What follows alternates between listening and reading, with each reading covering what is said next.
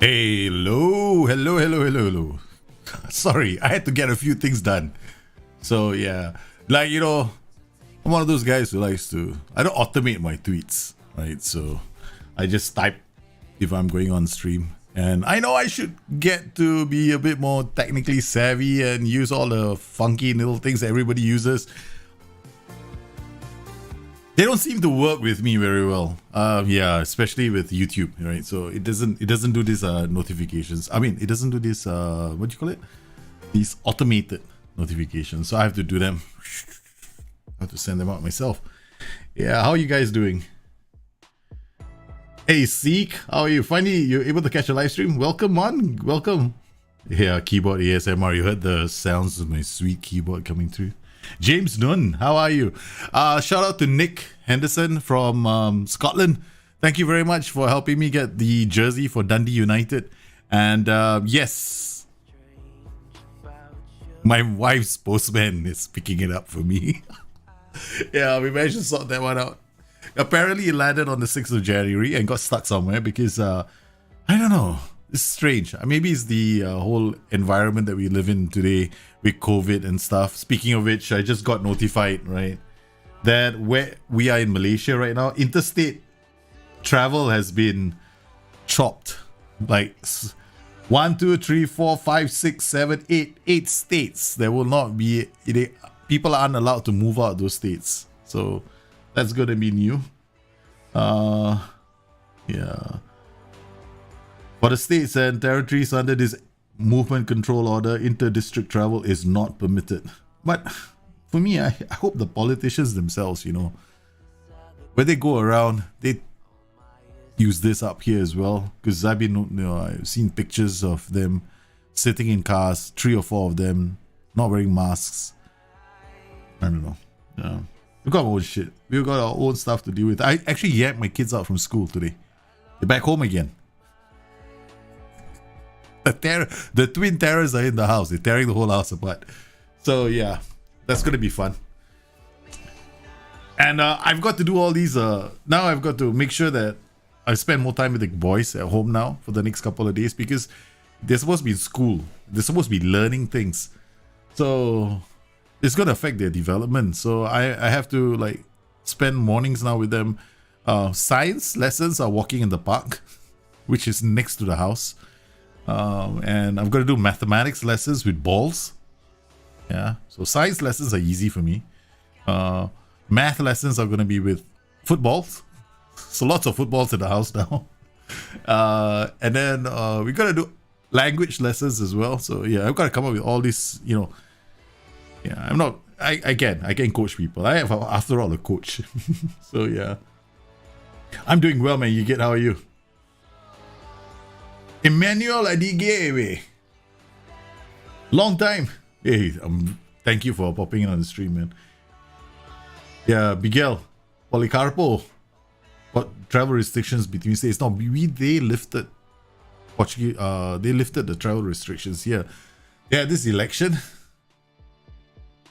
things were at 0 cases at that point, right?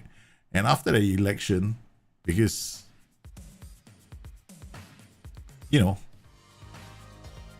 politicians. So the cases went out of control. And since then, they've gone from 0 to 3,000. And the local authorities expect that if they don't cut the R0 factor down to about 0.6, currently it's almost at 2. I think it's at 1 point something, almost 2. I'm not sure the current R0. All I know is the current transmission rate is high enough for them to get worried that in a few months' time, if they don't bring this down, all the hospitals will be overwhelmed. Kumashin, welcome on from Croatia. Curtis and Koi, you've been a fan since FM15. You inspired? Oh my goodness, I inspired you to be a mad scientist? Really? I got another thing to inspire you. See the one behind me there? This one. I'm pointing to this monitor right here. Okay? I'm going to make this save available to all of you. Okay, once I'm done with it. So there'll be... It's an interesting little concept. I'm still working the concept out in my head. So I'm going to share that with you guys. So it's a time traveling little adventure that I'm going to do for myself. Andres Drugros, long time no see. How are you, man? How's Greece? I remember Athens, but that's in Greece, right? Not in Italy. Wait, Greece is Athens. Yes, Greece, Athens, you idiot. Rome, Italy. Okay, my geography is suddenly getting bad. I've been to Athens long time ago. Back in the day when, they paid me to travel around the world for free. So I loved that life. I did it for 1 year because I wanted to find a way to travel around the world and get paid for it. Yeah, you get to work with beautiful women, travel all over the world, stay in 5-star hotels. Yeah, man, that was the life. I'm a horny young devil coming out from university. So the first thought in my head was, sounds like a good idea. Because all the guys, they're gay. That makes me the only dude on the plane. So you've got all these girls and you're the only dude. Your odds just shot up and they're all good looking. Baby, where do I sign up? So, yeah. Your hormones are going out of control when you're 18, 19. I was 20, graduated from university at the age of 21. So I would have been about 22. So I flew for about 2 years. And one of the cities I traveled to was Athens. Lovely. I love Athens. Very nice. But I don't know whether it's changed any because I remembered we got a white car. I was in Athens for 7 days. So my white car turned grey 3 days later because it was out in the outdoors. Yeah. Greece is lovely, man. I love Greece. Greece is so nice. Yeah. I tried, man. I'm sorry if I slaughtered your name, Emmanuel Adiguere. I am trying, man. I am trying. Yeah, so guys, once again, if you like the shows, if you like what I'm doing on YouTube, please hit the like, the subscribe button throughout the show if you can. Or once, you don't have to do it. You can't do it more than once. But if you do, it'll certainly help the show out. John Football Mad 001, you just subscribed on Twitch, love the content, love my FM stuff. Thank you very much. Thank you very much. I truly appreciate this, that people out there actually find the shows useful. Because sometimes I wonder if I should be jazzy, or I should be like, scammy and stuff like I it's just not my nature to I tried it once or twice. I just felt sick after that. So I don't like to go out and say, oh, this is the best tactic, because I honestly don't believe there is a best tactic in the game anymore. But definitely there's the best training schedule. That one I was saying right now. I have the best training schedule in the game. No one ever comes close. That is a fact. Yeah, the complete training schedule. You don't need any other training schedule. Just use that throughout the season. The game got so easy after that. Yeah. I mean, of course, there are other ways, you can do trading, right? You can also focus on your fullbacks and get them to be playmakers, and we already have that schedule inside there. So if you want that, that's not an issue. Yeah, other than that, there's nothing else. So trading is really easy. Yeah. Tactics, on the other hand, now this is today's show. Okay, what we're gonna do in the next couple of weeks, and I'm saying weeks, I'm not doing one day. We're gonna do role and duty combinations, and this cannot be done in one show. So I'm gonna have one show that goes out which explains the fundamental basics of roles and duties combinations, what to look out for, because these are important. And then on subsequent shows, I will deal with a lot of combinations in context, because we got to do that. We got to put them in context, because what's the point of saying, oh wow, the Mazzala and the wingback are a phenomenal combination? Dude, in which kind of formations? Yeah, it makes sense, but some formations it doesn't make sense. So they have to be put in context, right?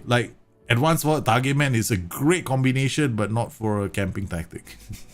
So we gotta put these in context. So what I will do is I will break, because that's why I started with compression, right?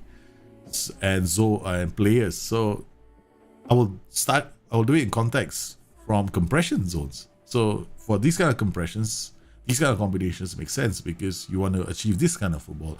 So these are good combinations, these are so-so combinations. So then we will go I will also show you preset tactics, which are actually kind of good, and explain why they were set up the way they were, right? Because the preset tactics, a lot of thought went into them, because I know for a fact that a lot of thought went into them. And they tried those out. They asked people to try them out. And where certain things that make sense, they were changed, right? The only preset tactic, of course, I didn't really try with Catanasio because it's so not the way I played the game. all of London hospitals are full. Mayor's called an emergency incident. Oh my goodness. That's crazy, man. I mean, we are reaching the point where we might be facing the same situation here. Which makes me, excuse my little temper tantrum yesterday at the end of the stream. I lost it right at the end of the stream because I was thinking about all the politicians and all the footballers and all the guys who have to.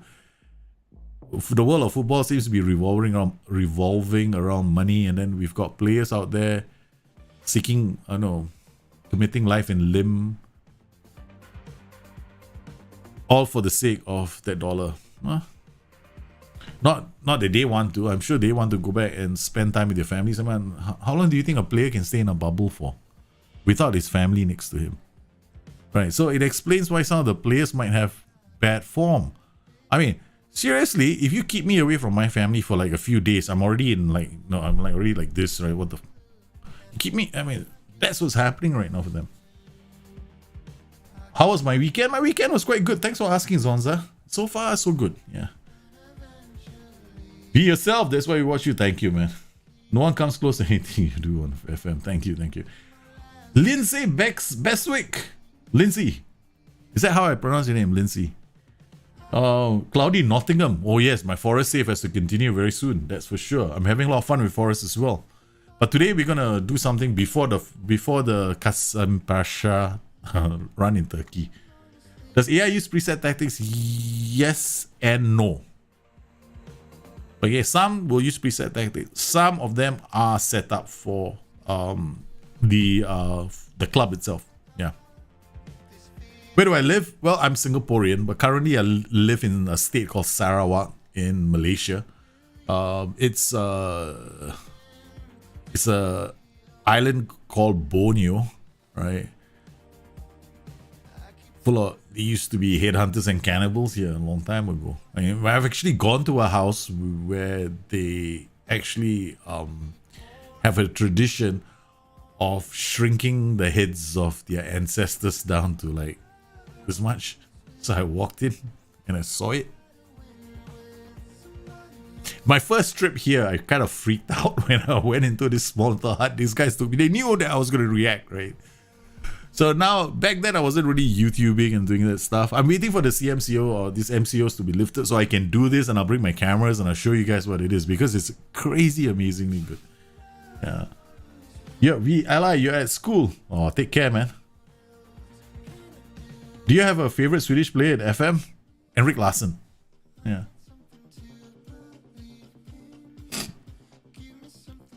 But none in my own save. Yeah. I mean, of course, I also like Zlatan Ibrahimovic. I do. I think he's a character. I love characters in the game. All right, guys. So before we go to Turkey, let's go to Portugal first.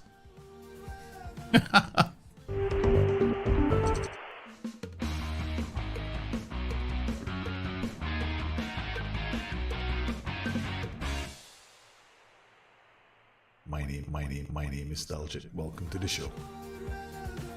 And here we are. Okay, so I wanted to share this. I wanted to do this first. Right. I'm really proud of this result. My boys. What can I say about my boys?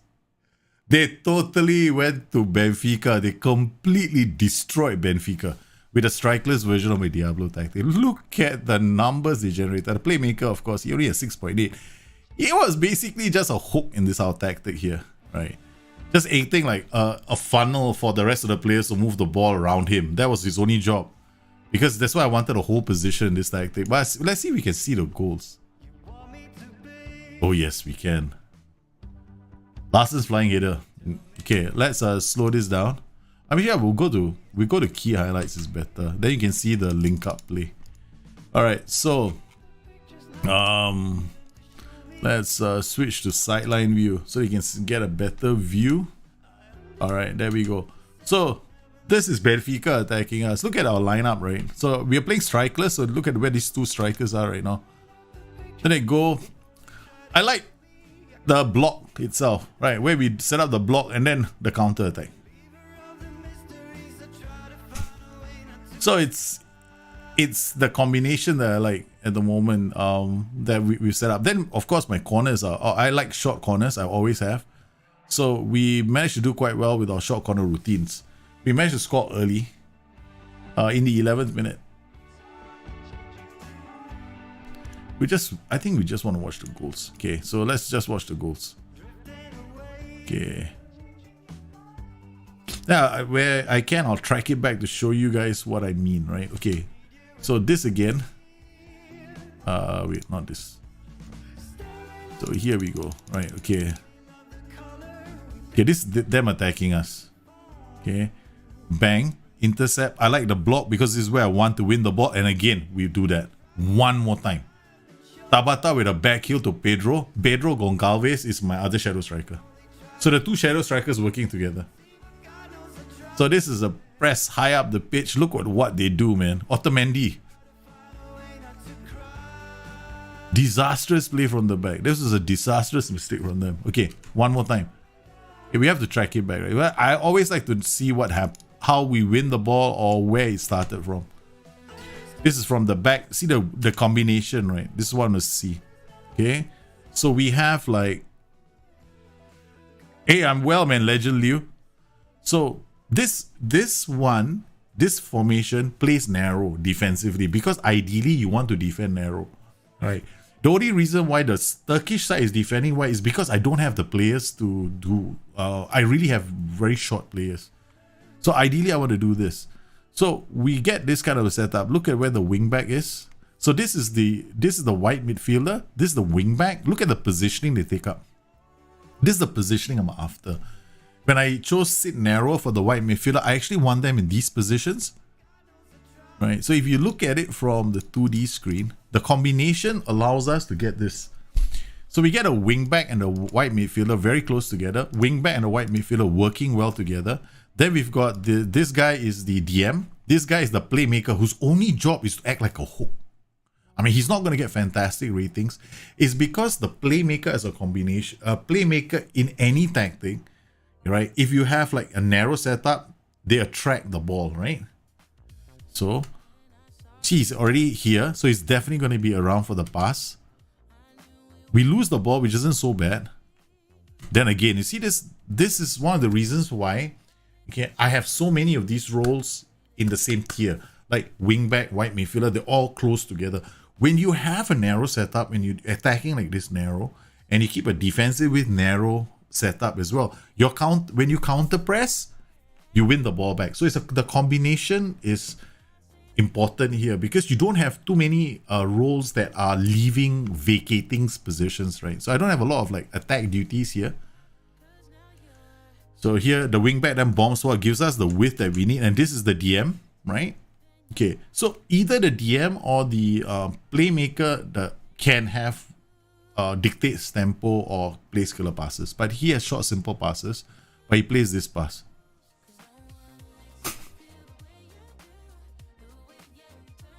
How the hell do you defend against this? This is what I like about this system, right? Okay, so here again, I think this is better. If I use this view, you guys will see it. You will see the link up play a lot better. All right. Okay, again now. So this is important, right? Was it a counter press or how do we win the ball back? Okay, there we go. So we were attacking. We lose the ball. Now the counter press starts. See this? This is counter pressing. Guy is going up to try and win the ball back, right? Okay. Now the counter press is still going on. That's why you see the gaps have like this, right? So who is this?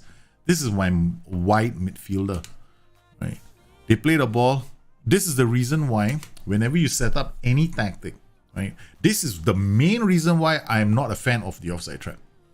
I hate the offside trap. I never play the offside trap nowadays. I think there's no speed. It doesn't. There is no. If your defenders are really, really intelligent, you probably don't need to play an offside trap as well. If they've got good positioning, it's fine. See this position of this player, right? So when he plays the pass, right, it goes back. Now he plays the pass here. If he had played the offside trap, he will step up. This guy will step up. Now watch what they do instead. right? So he's here, he's here.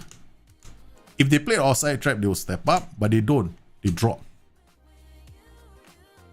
They drop. Instead of stepping up, they drop to meet the ball. So I like that. I actually prefer that.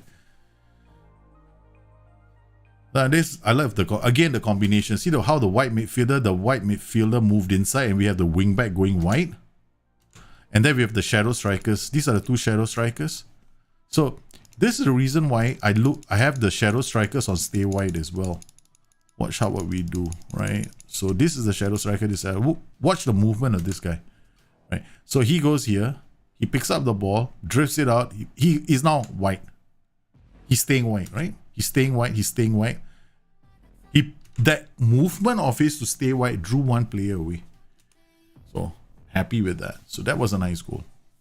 Okay, again, build. Where did it start from? Whenever you see transitions, you want to see this. You always want to look at how your team won the ball or built play up. Because watching the goal at the start is usually pointless. So here they've got a ball. Again, there's no point playing the offside trap. As the ball is played, these two guys step forward. Good enough. Quaresma, his intelligence is superb. Okay, so this guy, white midfielder, wing back, nice pass. This is the other thing, when you play with a shadow striker, they do these interior passes as well when you play narrow. So I absolutely love the way we played this game. So the combination is important here, right? So I didn't go for a very complicated role here. I don't want to play a halfback, because halfback, they will be very aggressive. Then they will overlap. See, the problem is the halfback tends to be a bit more aggressive. The regista is too doesn't need to be. A regista may have been a good idea here, but then a support duty. I want somebody to anchor himself to this group, right? So there are only two roles I was looking at: the anchorman or the defensive midfielder. All other roles wouldn't have worked for me. The DLP is not a bad option as well, but I've got AP here holding up play. DLP, you can go DLP and APN and AMA here as well. That's another option, but I went for APA because I can get him to get further forward. He shoots less often, dribble more, because here I wanted to go after the Diablo, right? Because the original Diablo had somebody dribbling all the way from the middle, right? So they got DM here.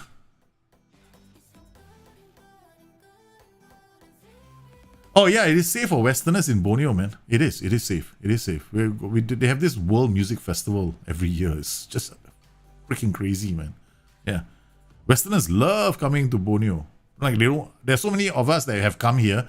The word I got when I first came here in 2008, everyone was telling me, if you stay for a year, you stay for 6 to 8 months for your contract, you'll be fine. If you stay any longer, and these were all the foreigners telling me this, if you stay any longer, you're stuck. You'll fall in love with this place because it's got everything you want, right? It's got your outdoor activities, it's got your trekking, it's got your mountains, it's got your white water rafting, it's got all the stuff I love to do is here. So I'm into whitewater rafting. I'm into trekking. I'm into cave diving. I'm into cave exploring. I'm into all. Before I was married, I was advent. I loved all these kind of things, right? After I got married, my wife just begged me to stop doing half that stuff because it was very dangerous, and it freaked her out, right? So I thought maybe I can, I had to stop eventually, but I do plan on trekking very soon. That's why there's a waterfall I want to find. That's about beautiful. It's like in the middle of a protected reserve. Anyway, back to this tactic. We don't talk about that anymore. Is this formation an exploit? Basically, people call me an exploit. So I don't know if it's a formation is an exploit. I don't know why. I don't know if it's an exploit, right? Right now at the moment, I'm not looking for exploits, right? So I don't play the game for exploits. I play the game logically, right? So I'll explain why it's logical. The white midfielder, they're not aggressive. They don't bomb up the pitch very much. They are more reserved midfielders. So I just wanted players to be working together with the rest of the team because the danger boys are these two guys. But whenever you choose a role like a wingback, you have to remember they're going to bomb down the flanks, right? They'll always be bombing down the flanks. They'll always be looking for crossing opportunities, right? They're going to be aggressive. If you play with fullbacks on attack, what you're going to get is a different dimension. Fullbacks on attack, they are more likely to run halfway up the pitch and then play the inside pass. I'm gonna try that later as well. So they're gonna do that instead of going down the flanks, right, and looking for the cutback. What they'll do is they'll run up the flanks, they get somewhere around here, and they'll play the inside pass to this guy, which is even nice. So I don't know if you call that an exploit, but that's how the game plays, right? It's not what I would want to do as well in football. If I used to be a fullback, so I used to play those kind of passes all the time, right? Instead of going down the flank to cross the ball sometimes, I would just play the inside pass. I would just go put one over the top of my useless midfielder who couldn't even string a pass to save his life. So what I would do is I just bring the ball halfway up. I see somebody coming towards me. I just dink one over the top for my strikers to latch onto. Yeah, so it's the same principle. We do that all the time in real football as well. So here, this white midfielder sits narrow, so he allows for the transition for this wing back to go down the flanks. Then here we have a BPD sweeper keeper, because there will be cases where I'll be facing teams with the high press. So the combination is set up not ideally for the high press. The ideal combination of the high press will probably be a DLP if you had the player. If you don't have the player, go DM. There's a BPD CD sweeper keeper or BPD NCD sweeper keeper. So the reason why you do that is against the high press, when somebody presses you, this guy he has a license to go long. This guy might look for a through pass. Now here is the interesting thing. What if I change both these guys to do NCDs, meaning no nonsense central defenders? What will happen then is they're always going to play the ball over the top. It could work against some teams. Then all you need is two super fast players running between the lines here. Because teams that they will learn from, the only problem with this setup is, defenders will probably mop up the balls, right? If your players aren't very good. So I rather not do that. Okay, so we got the same combination here, white midfielder, wing back. So with white midfielder and wing back, and the wing back comes here in the transition. So we get, if you notice just now, we had like 5 players strung in midfield, right? So all they do is they keep the ball long enough to either go down the flanks or play one over the top for these two guys. So the combination is important, right? We have the other setup here, which also is a bit more attacking, but same principle again, right? We keep the back the same way, and then we use the DLF and the advanced forward. Now this is probably going to be quite good against some teams, any team basically, because look at this. I'm playing a standard line of engagement, so I'm actually sitting in my third or near the halfway line and waiting to break, right? So then as we break, this guy could play one, he will go down the flanks and drop across. Both of these guys are fantastic. This is a fantastic combination for the crossing game. Look at this. This is my winger, right? So he sometimes plays, let's see his form. Did he play as a shadow striker? No, he's been playing as a white midfielder, right? So he's been playing as a white midfielder all the way, except for one match where he was a shadow striker. That was against Liverpool. That's not really important. But 10 crosses completed in 5 games. That's 2 crosses a game. Andy Robertson right now is averaging 2 a game. This is 10 divided by 5, right? So this is not too bad. I'm actually liking this. 3 over 5, this is not too bad as well. Crossing completion percentage is 38% for a white midfielder. That's almost 40% of his crosses are going in. So that's crazy. Let's look at our defenders. So let's look at just the defenders alone, right? So we got 28, 27, 29, 25, 33. So this guy is usually a DM, so let's forget him. So we've got this guy is a wing back, he's 25%. Then we've got this guy who's the other wing back, he's 27%. 18 crosses completed so far. 18 crosses in 10 matches. I'm on track for my 2 per game. So I'm happy. So that I wanted to share that with you guys before we start. Does it have spices? Of course it has spices, man. Yeah, my son is better. Thanks for asking. Hey, Dr. Akram, welcome back to the show, man. Yeah, how are you doing? I just want to load the save quickly. Make sure that it's the correct one. We get back into the... How does this play on very attacking? I haven't set it up for very attacking. I think if you play on very attacking, those wingbacks might become even more aggressive. Then you probably want to dial those roles down to maybe fullbacks on attack. Would this work with United, Rashford and Martial up top, Pogba and Bruno in the AP? Yeah, sure. It should be able to work. Yeah. It can work with quite a number of teams, actually. Yeah. Quite a number of teams. How to manage yellow cards? We get stuck in instructions. Well, then you just make sure that you don't... Okay, this is where choosing the right player is very important. Yeah. You're going to get yellow cards. That's for sure. Right? Okay.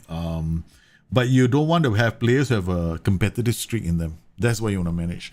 So far, I have not seen my players pick up. I mean, you guys have seen some of the matches I played. I was streaming with yellow cards, and I sometimes take the play off if I'm concerned that there are two on the same flank. Like when you have two on the same flank, then you have to worry. Then you may have to take that one of those players off because they're not going to tackle, right? They're not going to overcommit. But you want to be careful with players who have the competitive streak. That's dangerous, man.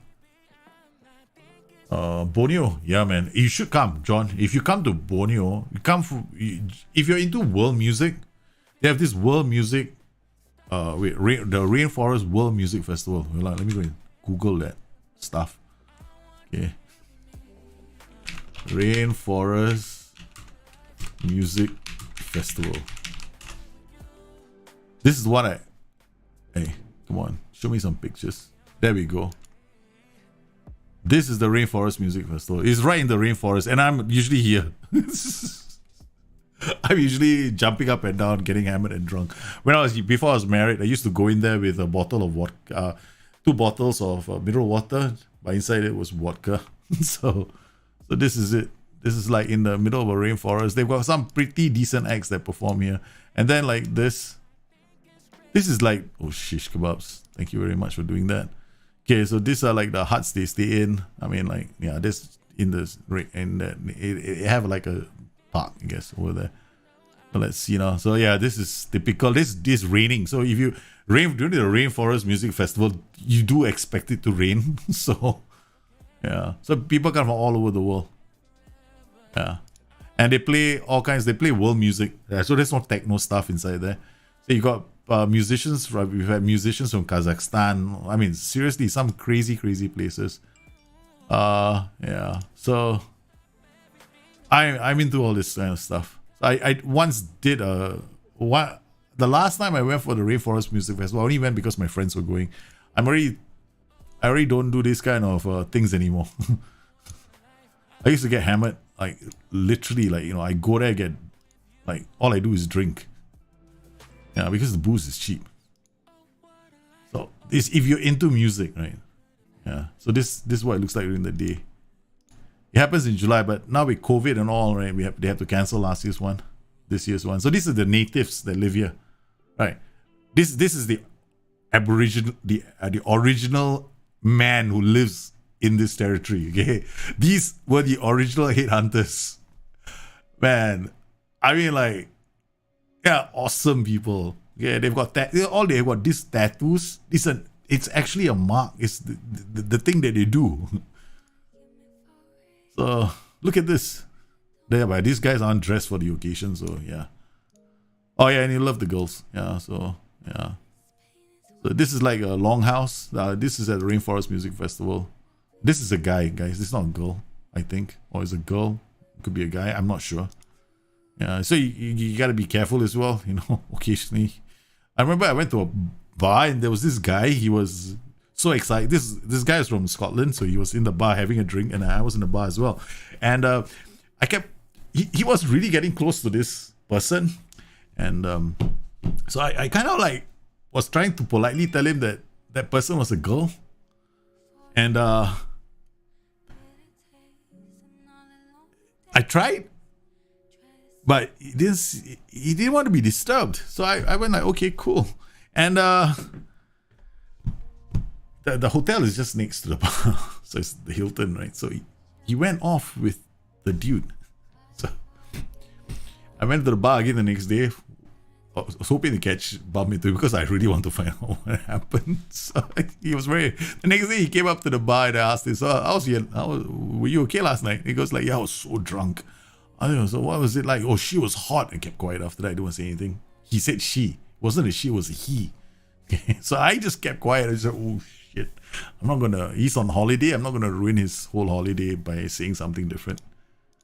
Yeah, so this is the originals people. So it's pretty nice. Yeah, I'm gonna, if I have friends who come, I will go. Otherwise, I usually avoid it. Because I have kids now, right? But my wife won't mind. Me and my wife used to do this every year. We get our drinks, we go there, we have to stay overnight in a hotel on the beach, right? Because we'd be so hammered that I can't drive back. For me to drive home is like an hour and a half from this location. So if I do plan on going, I usually plan 6 months in advance so I can book the hotel on the beach, which means I get hammered and I just crawl to the room. So yeah, this is it, man. So back to the game before, you know. Just want to share that. Do you think this tactic works better when teams come at you or when they park the bus? Well, I think if you got very good players. Okay, the only problem with these kind of tactics, because they're so flank based and you're expecting these runs to come inside, right? If you guys notice, I played a match against Paco Ferreira yesterday and I lost that game because they were using the Portuguese diamond. Now, in that situation, what I should have done was I should have defended wide and allowed their two DMs to move out. But I didn't. I kept on defending narrow and I ran into trouble. So sometimes you got to pay attention to what you're playing against. Because nowadays formations, the way they've been set up, right? There's always going to be some formation that might be a problem for your tactics. So you just have to understand how it affects, what's your strength of your system. My strength of my system is those two strikers, right? And those wing backs, being able to do the cutbacks. But if I come up against, and I hit teams in transition really well, but against a flat defense, I have to work my chances. So you have to get them to vacate the center. So sometimes you have to either be very good with off the ball movement and have guys who can, you know, challenge in the air effectively, or you have to draw the right players out. So it depends on the formation. So like the 4-2-3-1 DM, right? The double DMs, or the Portuguese diamond, the 4-2 and the MC. That's a very annoying formation because you got to pull all three of those guys out of position in order for you to score against that tactic. It's a very, very solid defensive tactic. So we had problems against that tactic yesterday. It has loads of spices, man, Alfo. How do I reduce the number of crosses in my team? How do you reduce the number of crosses in my team? Then first you got to explain to the whole world how you have so many crosses. You have so many, how you're generating so many crosses if you want to reduce them, because you're the first person I've heard of who wants to reduce crosses in your own team. If you want to reduce the number of crosses in your own team, the crosses that your team is doing, then you want to do low crosses. Those are cutbacks. Yeah. Oldest trick in the book, yeah, vodka and a water bottle. What can be a good substitute or for get stuck in a situation where you have competitive players? You're talking about those guys with a competitive streak in them. I would definitely not be using those. First, I won't use those players. If you want to use those players and not use the get stuck in, there's no other way around it, right? So you have to hope that those... Okay, the one thing you can do is your club vision. Make sure the 2 red cards is demotion. So if those 2 red cards, give them a big fine as well and demotion. Do that in club vision straight away. I do that a lot in my this thing. So if they pick up a red card in the game, they're demoted or they get 2 weeks fine. So you choose one of those. That's my advice to you. The other thing is, try and avoid having... It's a major issue if you have a lot of players in your team with a competitive streak. You want to avoid that as well. Like there are two-ish things that you want to avoid in this game, right? Okay, so the main things, right? When you go to the coach reports, right? Okay, first up, I don't like this. Doesn't feel comfortable playing in big matches. It's not as bad. It's not the end of the world, right? As inconsistency. Inconsistency for me is the end of the world. I don't play players with inconsistency, right? They have inconsistency, I will not use them because you want players with good consistency. That's the one thing that you want in this game. So you don't have these fluctuations of form. But doesn't feel comfortable in big matches isn't such a big deal, right? You don't have to worry about that so much. The biggest cons you want to avoid in the game are the inconsistency con, which is this one. You don't ever want, because I've been saying this since God knows how long already, right? Consistency is a hidden attribute in the game. It can change over time. It can fluctuate. So you want to observe that fluctuation. Furthermore, in the game itself, you'll also have these developing partnerships, which is a function of, things like how his attributes are for the role, how often these players have been playing together, what is your, what kind of a run are you on, right? So are you on a good run? So it builds partnerships, right? So sometimes your consistency attribute also comes into play over here, but not as badly as form, right? So you want to make sure that you have consistent players. You want to make sure that you avoid players who have the competitive streak. Inconsistency and competitive streak are major issues in the game, right? I don't play them. In fact, I try my best not to sign them. Big match is not such a bad thing. Where's the Turkish jersey? Oh, I'm wearing Swedish jersey. Yeah, I gotta wash the jersey, man. Tariq. I know, I've got the Turkish jersey. I know. I have to wash this jersey, man. I've been wearing it every day. What striker role do you think works best in combination with a shadow striker? You see, shadow striker in a two striker combination, right? Okay. Again, it depends on whether you're camping or not camping. Because the shadow striker is going to attack the space, right? So you want somebody here holding up the ball, dropping. Shadow striker takes on and goes forward. That's something that you want. Shadow strikers, so you're looking at roles that don't vacate so much. Dropping off like DLF on attack would make a good combination with a shadow striker. Complete forward on attack, complete forward on support also can be a good combination for a shadow striker. I was playing with a 4-2-3-1 DM yesterday. I played against another 4-2-3-1 DM. AF didn't see the ball in the whole game. What could I have done differently? Change the role. Don't use an AF. That was what I would have done. Because the problem with the 4-2-3-1 DM, right, it's so deep, right? When you play against your advanced forward is your focal point of your attacks. You have to remember what the advanced forward. You look at the description of the role. It's to lead the line and spearhead attacking moves. He literally is the focal point of attacking moves. Your players are going to look at him first. You know what I mean? Like, oh shit, we got an advanced forward. Let's just give him the ball. So sometimes what happens is that they make these passes that deep systems just, they just mop up these passes. So I only play advanced forwards when I am playing low lines, right? Maybe here I have a standard line of engagement. Then I'll play an advanced forward. Speaking of which, right? We want to pop in our strikerless system. There we go. So this is our strikerless system. We're already quite familiar with our tactics, I think. Yep. Tactical familiarity has been reached. Yoo-ha! Yeah, be better every shit by December, man. I don't get it by December, something's wrong with me. The other tactic, I should have loaded it. It would have been really fast. Yeah, we should be fine. Most of the roles and DTs are the same. See? So what I can do right now for training calendar, I can just switch to... I can come out of this and go to complete training now. No more this training. We got to complete training. I love this, man. Nice. Only one training, I mean, apart from this kind of weeks. So all we do is complete training all the way until the end of the season. Except for here. This one, we do lazy match prep.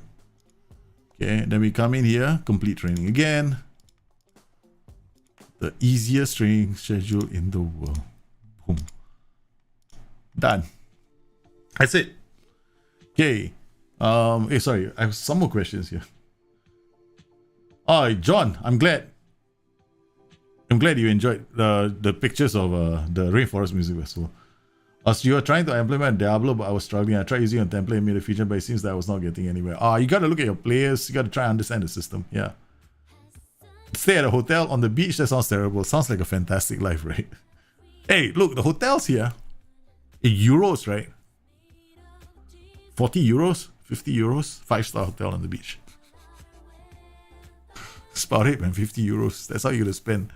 Come on. Who doesn't want to spend 50 euros for a 5-star hotel on a beach? Like, you go to Singapore, it's like 120 euros for a 5-star hotel on an island facing another 5-star hotel. Yeah.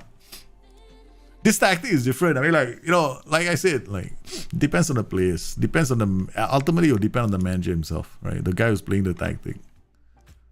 So we're done okay.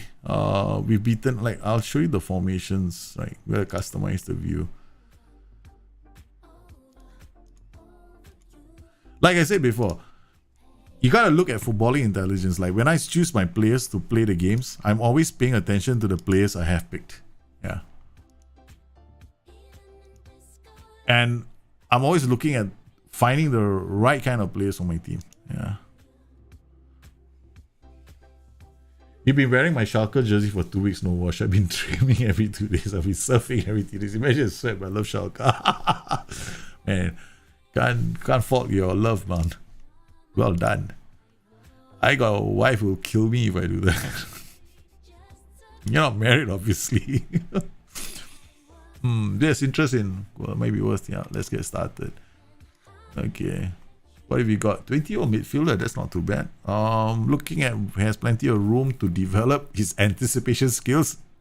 When they say something like this, right, it must be 4 or 5. Lack of strength and fitness means he should be in the gym working on his overall athleticism, so his natural fitness might be low.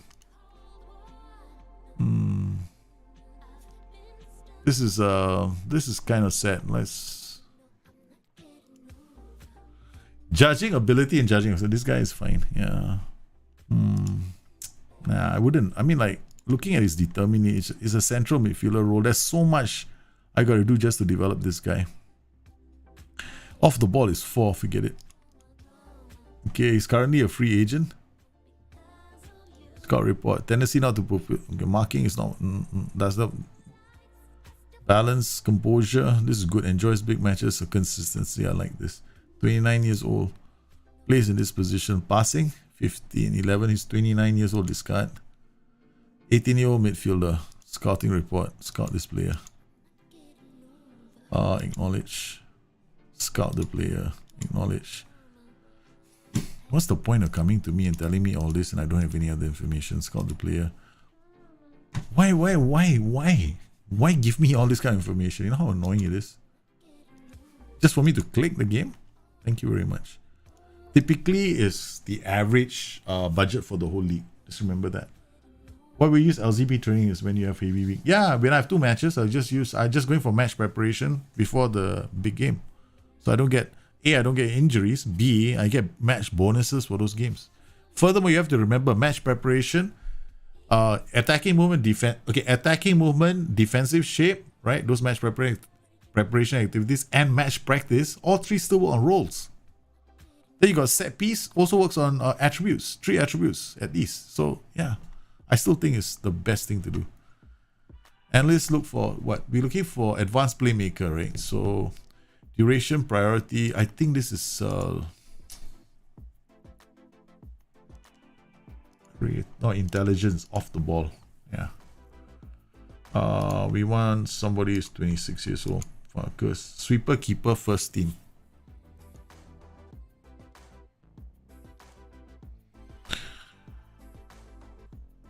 Balance, a normal personality. Aerial reach, reflexes, 13. How old is he? 26, discard. 7-14, discard. 11-16, scout. 9-17, scout. 10-16, oh, this is not bad. Scout. Discard. Okay, I only look at the aerial reach, right? So if I don't see aerial reach, I look for command of area. If I don't see command of area, okay, the order is this: aerial reach, reflexes, and handling. So these are the 3 important ones. You don't see any of them, then go to command of area. That's how I work. Attacking midfielder squad, because I don't want to waste too much time, right? So attacking midfielder squad, we're lacking AMC position, right? So we've got a few here. I'm not going to keep this guy. Here's a suggestion from a previously compiled scout reports. Sean doesn't enjoy, fairly inconsistent. Forget it. Okay, scout. Oh, shish kebabs. Discard, sorry. Scout. Acknowledge. Currently on loan.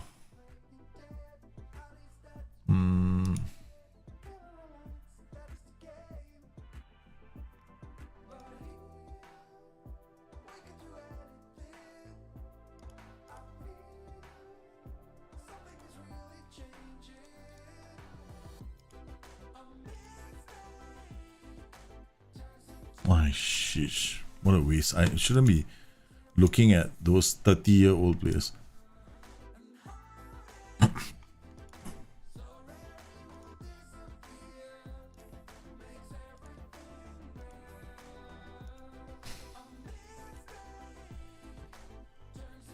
Matson.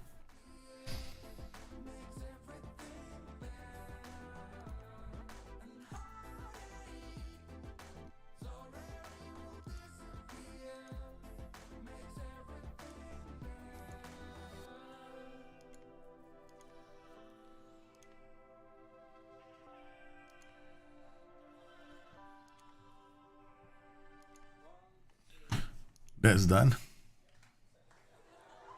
Yeah, 50 euros is cheap, right? You tried the Diablo system and smashed Rangers final with a random Austrian team?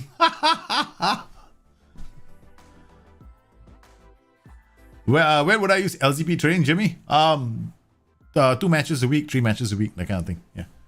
Do you have any advice on players getting downwards arrows on trainings? It was going to happen. You don't have to remember attributes are from 0 to 200, not 0 to 20. Okay. All these attributes are from 0 to 200. So what you see is 13, right? So it could be a bigger value. So that up arrow usually means that he might have gained a bit more. Downwards arrow, they will always have this cycle of up and down, up and down. Now, you get a lot of downs when they are going through a bad form, something. So you want to maintain consistency in your results as well. But most of the time, if it's for a short period, isn't that bad.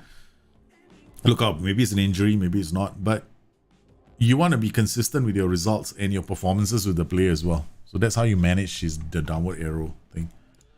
And you want to give them time to train as well. Sometimes the downward arrows can also happen because they haven't been training at all, right? You've just been pushing them and they're getting tired and they're getting jaded as well. So their attributes are going to drop. Who the hell is Joan Campins? Oh, sorry. He's on... I'm trialing this guy. Sorry. Oh, man. Such a duh. Okay. On trial.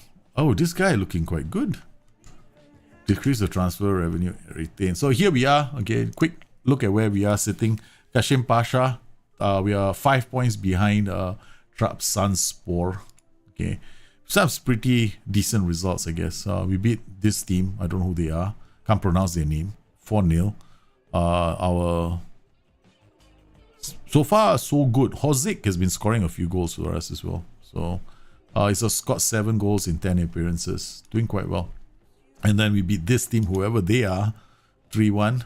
Again, doing reasonably well, I think. In terms of team reports, analyst report, you can see our expected goals per game.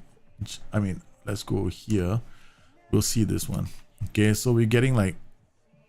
Normally, my expected goals per game is like 2.4, which is kind of on average with how Diablo is doing in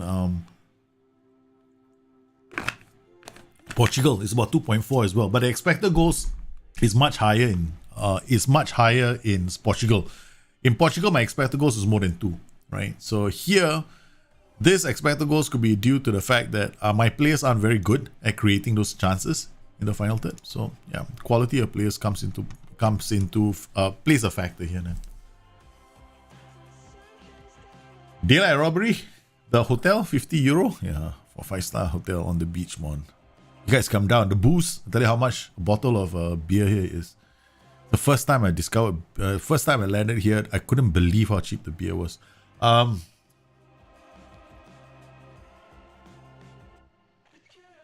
the beach, right? During the festival, it's like 2 euro for a bottle of beer. Like, you know, our regular bottles, right? 2 euro. So I was like, what? Say what? I went like, what? Then my wife looked at me and she went like, what are you doing? No, honey, I'm not coming back. So I started bringing cooler bags with me the next time I went for the rainforest. So I would put the cooler bag on my back, get to the beach, and then I bring my cooler bag to where they sell the beers and go like, load it up. And I bring it back with me. So me and my wife, we just listen to music and just pull out a beer from the cooler bag. Oh, Shangri-La Rasa Sentosa. Oh my god, that is expensive, man. I know that place. Yeah, that is not cheap. That is so expensive. I mean, and the beach, manufactured beach, brother. that's a manufactured beach. They imported the sand, kind of shit. I mean, I'm a Singaporean, right? I haven't even been to Sentosa in the last 15 years. The only people, most of the people that go to Sentosa right now, okay, fair enough, right? There's a younger crowd that do the rave parties on the beach. That's true. You had a chat with Gilbert Coomson. The player isn't sure. He's unsettled. Why? Influential? What's the problem? Coomson? Huh? What's your problem, Coomson? I've had some issues settling in the area. If there's anything you can do, okay, we'll look for a girlfriend for you. Can I find you? Why? What's your problem? Where are you from? You Ghanaian. Okay, so you came all the way from Africa. You in Turkey, and you have a problem unsettling down, is it? Why no African food here from Ghana? No, I'm definitely not going to do that. Okay, if that's what it has come to, I'll have to let you go. I want players who want to play for the club, so I'll sort of move for you as soon as possible. That's it. Okay, good. All right, done. You're not happy? I've transfer listed you. Yeah, you've been transfer listed. Okay, done. Okay, offer to clubs. 5 million. Thank you very much. Done. Nobody wants to come. That's not my problem. Yeah, as a transfer request. I don't have to pay loyalty bonus anymore.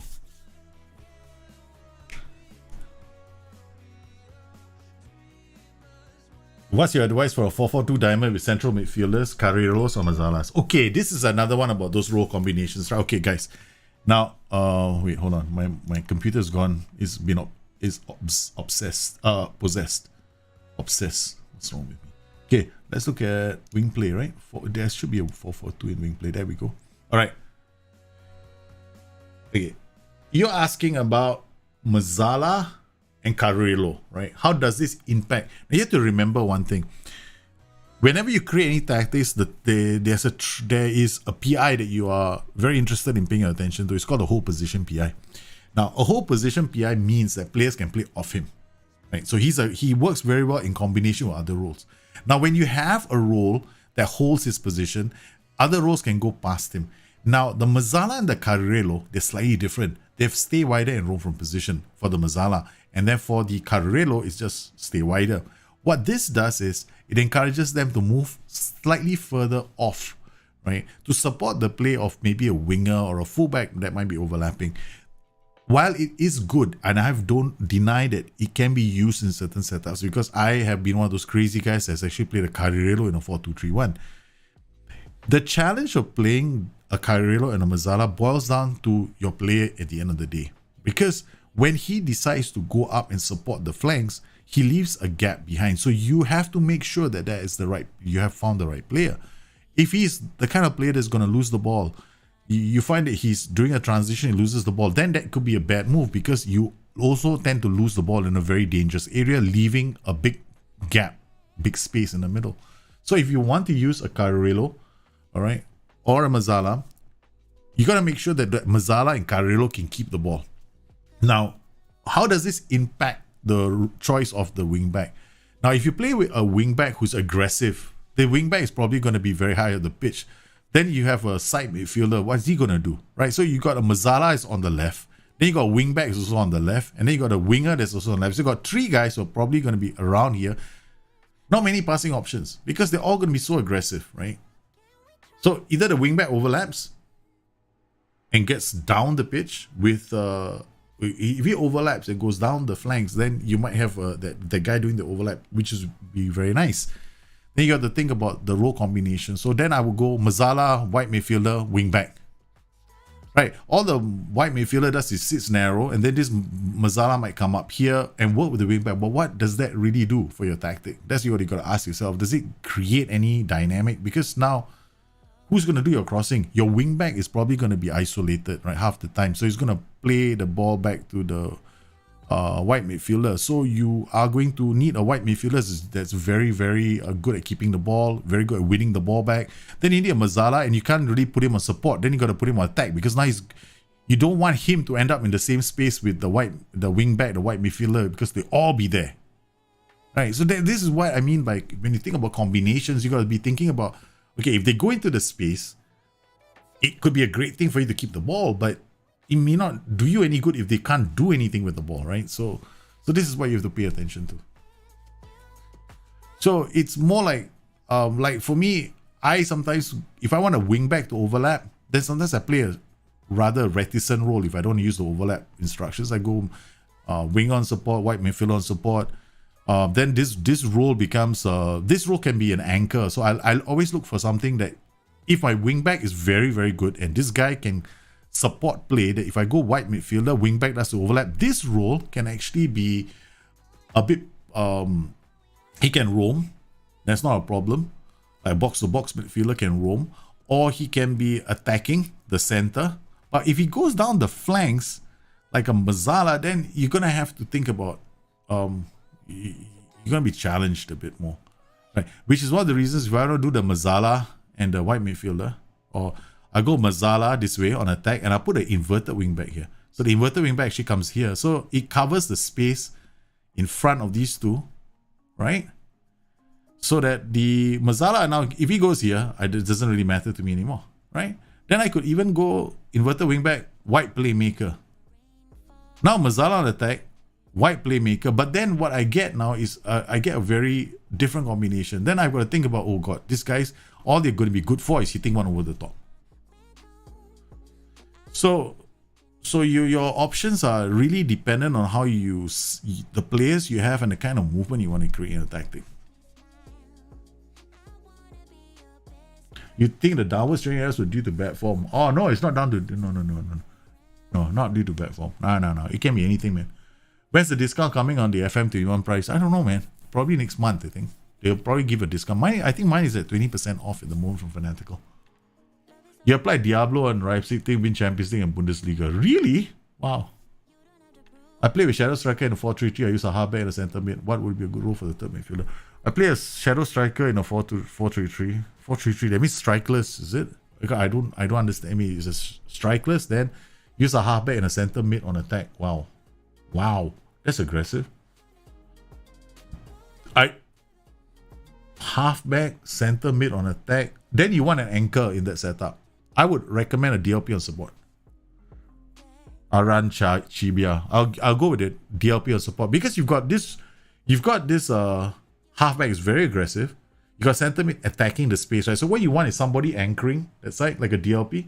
He's the only one that, he's always in that position. While you've got all these other roles that are being very dynamic around him. Any advice on defending the counter attack against teams? Is this more to do with setting roles and duties to begin with? Counter attack against teams.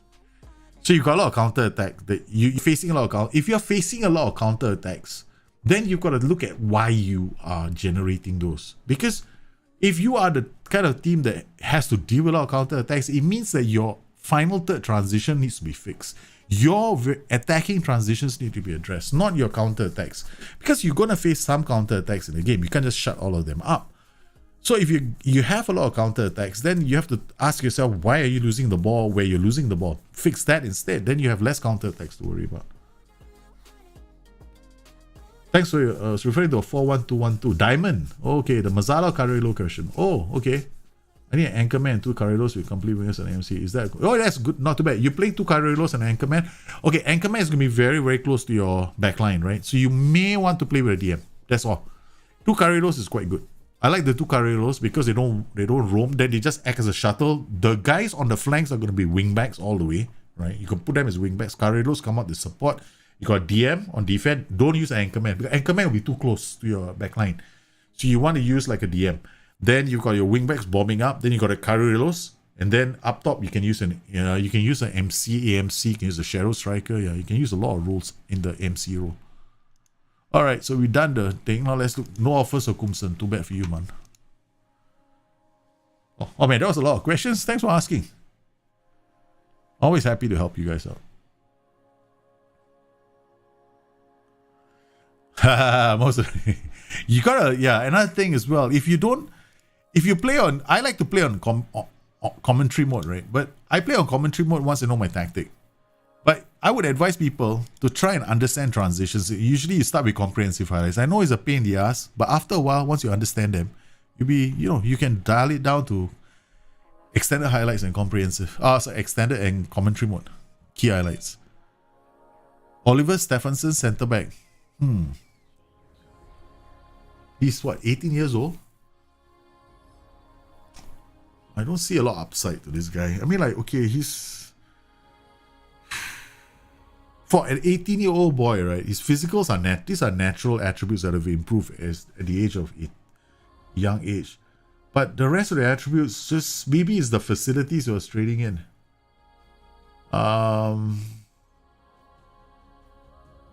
His height, but he's got jumping reach as well. His marking, his tackling can still go up. I'm actually kind of interested. Keep scouting him.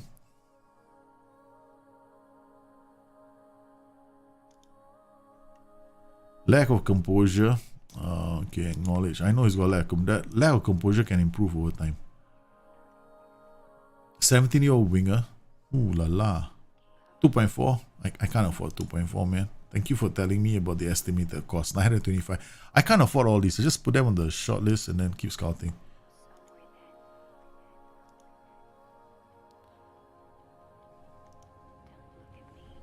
(18-year-old winger. Boom, boom, boom, boom, boom. Tendency not to get stuck in. Low bravery for a winger. That's not too bad. Oh, it's got very good off the ball then. Not a bad price. Keep counting.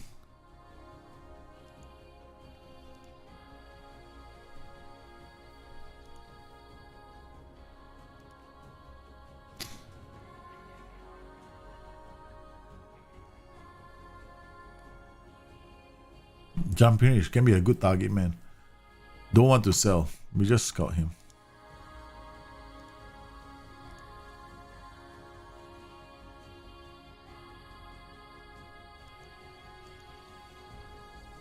(9 to 14).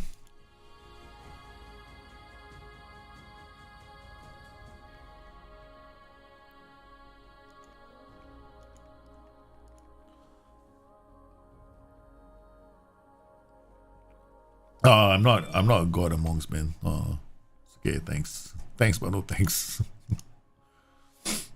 I just try to help you guys out. That's all. That's why I stream, man. Lillian Egloff.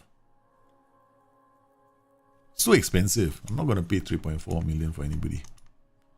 I mean, I'm being lazy. No, normally you should just shortlist them in case they're available on a free. You get a good player, that kind of stuff. But I'm being lazy right now.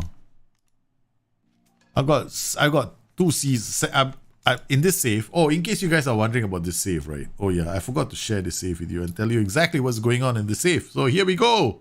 This is a journeyman save inspired by Ernst Happel. We will attempt to repeat his feat. He is one of the few managers in the world who have won the European Cup with 2 different teams. The challenge is to repeat his feat, institute his style of football, travel the road starting with a mid-table side in a 3 to 3.5 star reputation league. As a manager, I need to win the domestic cup within 7 seasons, attract the attention of a title challenger, join them, then win the league. Stage 2 of the journey, we leave and return to a 3 to 3.5 league and win 2 league titles and a cup.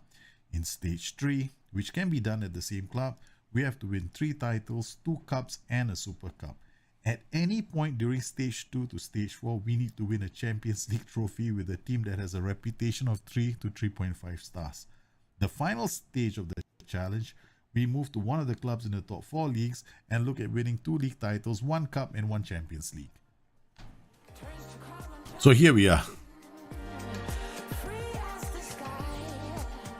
Yeah, some of these players. Is there a way to train natural fitness attribute? I would try. When they're young, there's still a chance that he could go up, right? But I would look at endurance training. But the thing about natural fitness is I don't really see it going up by a lot, right, over the course of a few seasons. So I would avoid players with low natural fitness because you will find that they take a long time to recover in between games. So you're forced to use them for a big match, and then after that, oh no, I can't use him anymore. Like, especially those 2 games a week, you can't use them. Okay, let's see how they do with this version of the tactic, right? So quick pick. We got Turpan, Sadiko, Itek, Varga. I just went and just chose players like Kumsen. Oh my goodness, you want to? Yeah, let's go to our squad.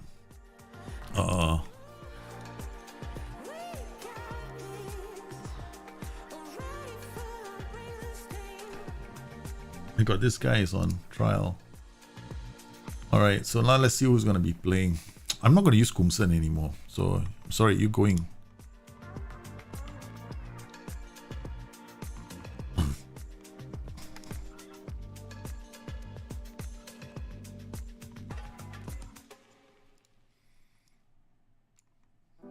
Koita is not bad. And I got Hozic. Where's my other striker?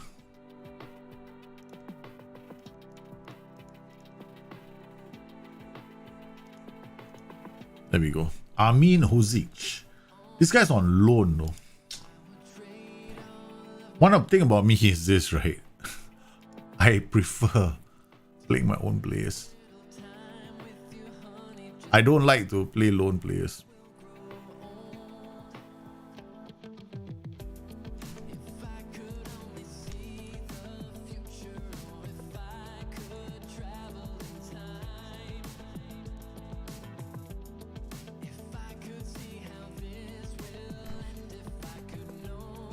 All right, let's see how this group does, right? So this is really me winging it. Koita, passing, vision, decisions, work rate not so good. Does he have the strength to hold up the ball at least? Yeah, he does.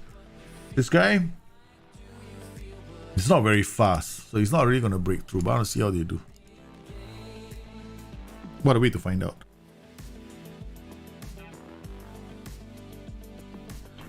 Okay. Let's go. Is there a way? No. Jamie Dodger JJ, you remember me mentioning about match bonuses not stacking, right? So okay, essentially what this means is for every week you do training, you have the option to match preparation activities. Now, these match preparation activities give you a short upcoming bonus to the next game, and they are reflected in the training itself, right? So you'll see it's a upcoming bonus. Upcoming, right? So that's the bonus for the next match. And this includes set pieces, defending free kicks, attacking corners, defensive shape, attacking movement, teamwork. These all give you that little bonus that for some of them affect its attributes as well. Now, you can only use 1 per game. So that means you can do 2 set piece attacking free kicks, for example. It doesn't work that way, right? You can't stack, so these don't stack. So the benefits don't come. So if you want to, you have to. What a start, babies!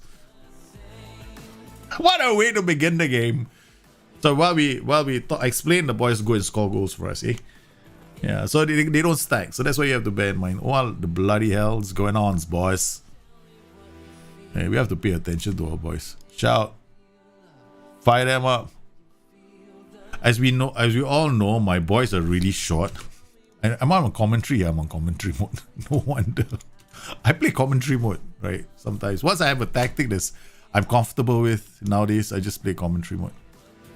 I love commentary mode. And then I'll find out that because sometimes it's too painful to watch a game in full highlights if you're going to lose matches. Ooh, what a save.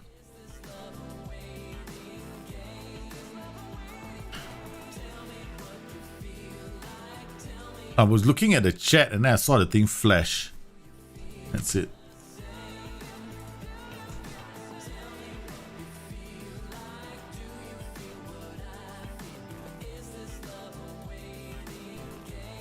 You gotta start playing properly.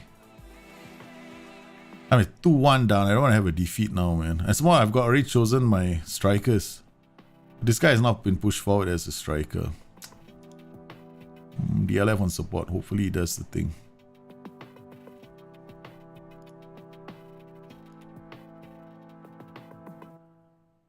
No. Okay, I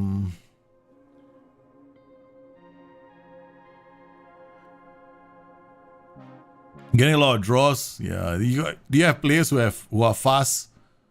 The two strikers have to be reasonably fast. I'm not saying it's a killer tactic. I'm just saying it's a fun tactic. Oh, we're back in this, boys. 2-2. So I did with this tactic, I changed it, right? I started strikeless and I switched to this straight away. Because I noticed that we were having issues, right? We hit them. I'm playing to my strengths, actually. My strengths are that. But you have to play to your strengths. You gotta find the players. Usually, most of the time I find that when people struggle with tactics and they can't make them work, it's almost always players.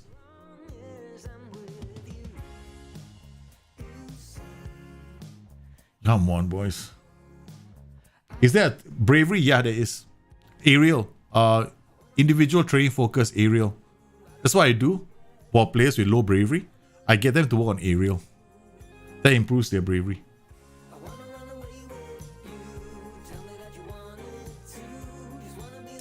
Man, I can't defend corners, guys. Seriously, we're too short. It's like, have you noticed the number of corners they've completed?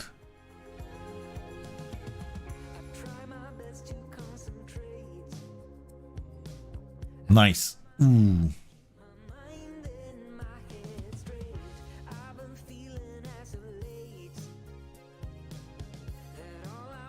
No, you can improve jumping reach, Jahid.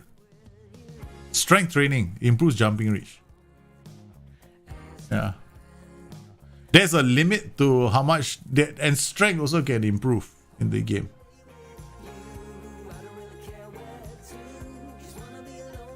But you will reach a point, right, where the physical attributes don't improve, right? Everyone's at 30 of, I think about 28, right? Then they struggle.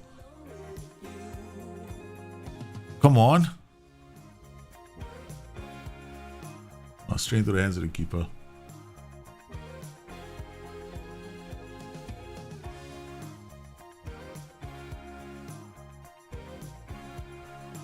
Turpan is not playing well. Can you please explain the difference between a DM and an Anchorman? Under what conditions will you implement each roles? I would use an Anchorman if I was very concerned about my defense, my two defenders, and I think another player has to be really close to them. So that's what an Anchorman will do. But if I'm comfortable with if I'm reasonably comfortable, but I still think that my defenders need somebody with good anticipation in front of them to mop up the first two headers or something like that, then a DM. So I DM in most cases, I'll defer to that. But when would I use an Anchorman? Really defensive systems. I hardly ever use Anchorman in the game. You don't want the player moving too far away from your backline, that kind of thing. Then go for Anchorman. Dumb. Come on, boys. Somebody's not playing. Turpan. Not having a good game. Gumson, I wanted to kick you out of the club. Don't make me play you, because I already decided I'm kicking you out of the club. I can't go back on my word. And I was depending on this guy.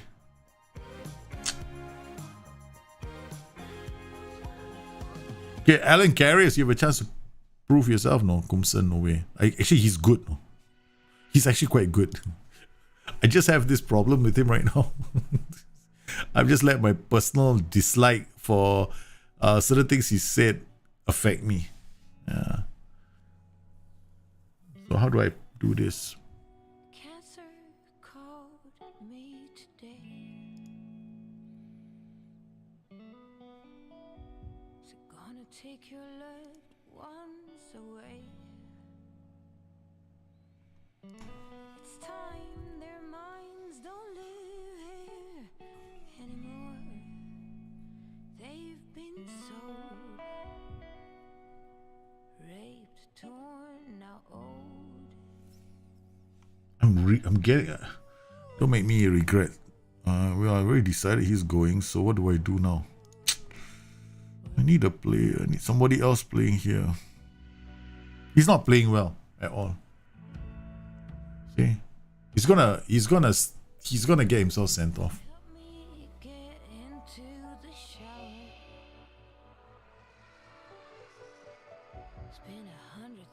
Off the ball 11.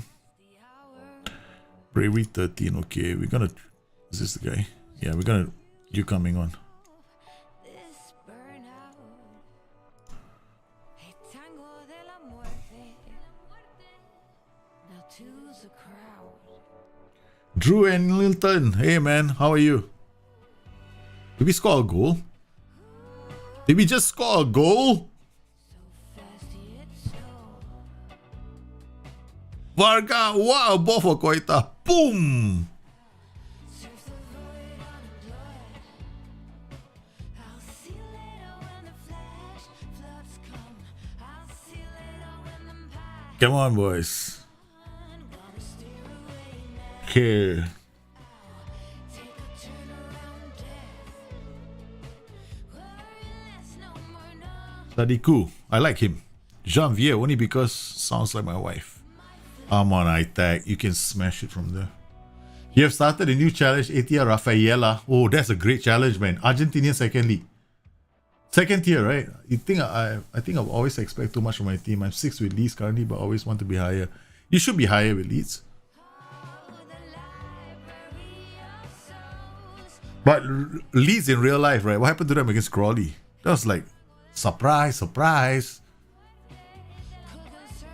I feel for Marine as well. I mean, they hosted Spurs and you know it was the dream ended there. Good work, John Veer.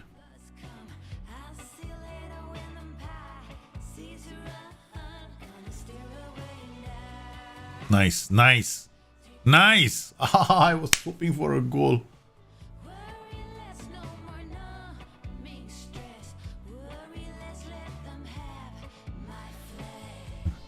Oh yeah, that's them. I think that's if you're thinking about how the strength training affects certain things. Yeah, it's a game, I guess. So they just find something to increase an attribute and they use that instead. Yeah, I'm good, man. Drew, thanks for asking. I hope all's good with you. I mean, we're going into another lockdown here, so I mean, as things go, what can I say? Hang on a minute.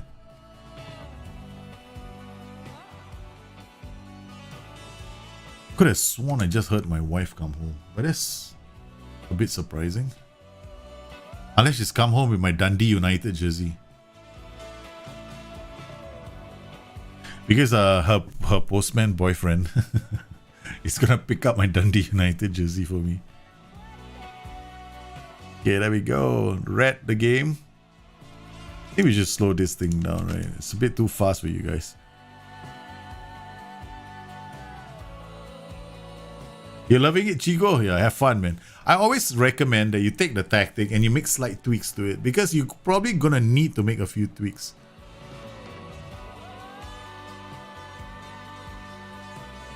Okay, what we're gonna do is I'm just gonna do for something for the fun of it, right? So I'm just gonna do this. I'm just gonna switch to the strikeless version now. See what happens.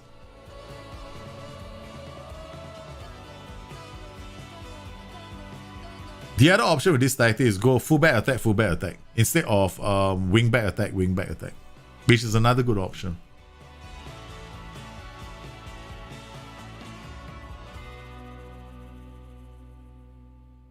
Oh, nice. Koita puts it out to touch. He's not too ambitious today.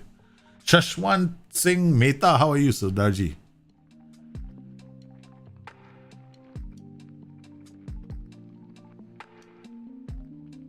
Okay, we got to think about closing out the match. Okay. Alright. I'm definitely thinking of closing out the match. I'm not gonna be too ambitious now. Okay, we go back to this. Fullback on attack. Fullback on attack. So these guys, what they'll do now is when they do the crosses, right? I'll be like through here.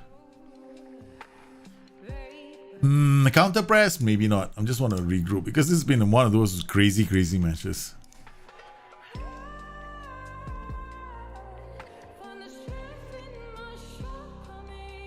Really crazy match. I want to keep pressure on the leaders at the moment, so I don't want to lose the plot. Oh man, don't do this! Thank you very much. Full lockdown in the UK. Yeah, I heard, man. I feel for a lot of my friends right now. One of my friends is he managed to traveled back to the UK to see his parents. Now he's stuck in the UK. Because he can't go back now because he's got work overseas. So I'm gonna feel for him, man. Come on, Varga. Yes, now we play fullback on attack. Yep, baby. Come on, baby. What are we doing here? Yeah, we gotta up. Oh no, come on. That was such a nice move. Fullback on attack. Fullback on attack. Look at this, right? Look at this. Now not so committed. Here we go. Tup tap. Thank you very much. Yeah. What? We don't see any. Okay, one over the top. No. Wrong side, idiot. That was the wrong side. Not another corner. Come on, boys. Defend this. Yes. Janvier. Man, you really, man. If every time I see Janvier, I think of my wife now. Shish kebabs.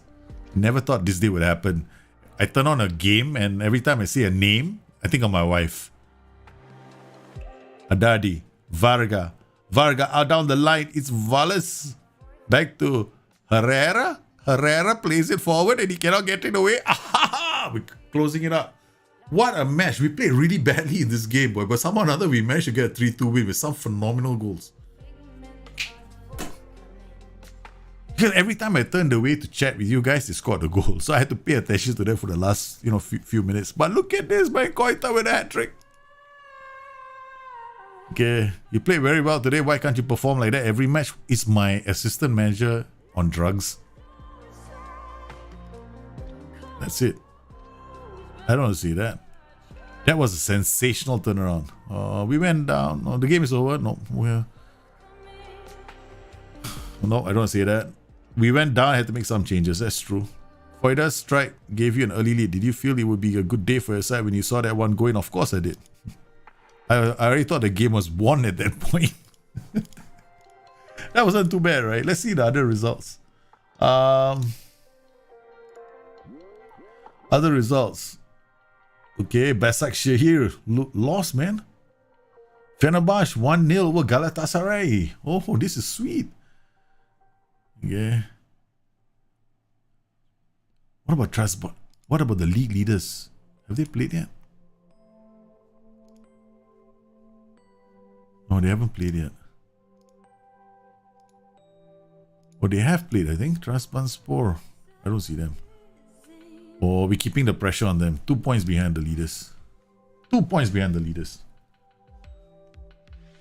Let's save the game so that, we don't have to worry about it.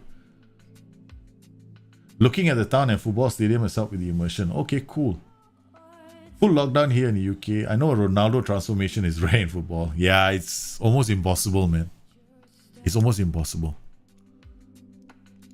The way the attributes get improved, like strength and those attributes, right? A slight redistribution of attributes. Nah, it's a bit disappointing, but that's the game we have. It's a certain limitations you have with the game. You can only go so far with the game. Right, 20-year-old forward from Ukraine, 2.4 million. I mean, we'll keep scouting him. Because I was being very lazy earlier. So we definitely want to make sure that our shortlist is populated with players that might be good. If they are ever available free, I can go after them. One thing though, once I win a cup, I'm allowed. The whole goal here in my first round with this is I have to try and win the cup, right? If I win the cup, I'm allowed to transfer clubs after that. I can pick another club, or I can stay at this club and just go for it, right? And since we start during the save, at the start of the save, we were expected to finish somewhere around 15th on the table, right? That was the expectation. In fact, I remember our club vision basically was very unambitious. Look at this, right? Avoid a relegation battle. So we were expected to be in a relegation battle, right? The bottom half of the table. Okay, so they were expecting us to finish 12, 13, 14, or it was 13, 14 or 15 around there. Okay, but now if you look at this, right? I was here. I'm not top half of the table. I'm 10th. And the odds have dropped on us. We were 250 to 1. Now we're 150 to 1. So this has improved in the game, I think, as well. So now a lot of clubs are going to start playing differently against us. Something I have to start playing. See, defensive flexible. Earlier in the season, everybody was control fluid or something like that. Now all the teams are becoming a bit more defensive. LZP is fine. This is LZP as well. So what I meant just now about stacking, right? Okay, so for example, I think one of you asked me about match preparation and stacking. Now, for example, the thing in this game right now is your match preparation activities only roll into this game, right?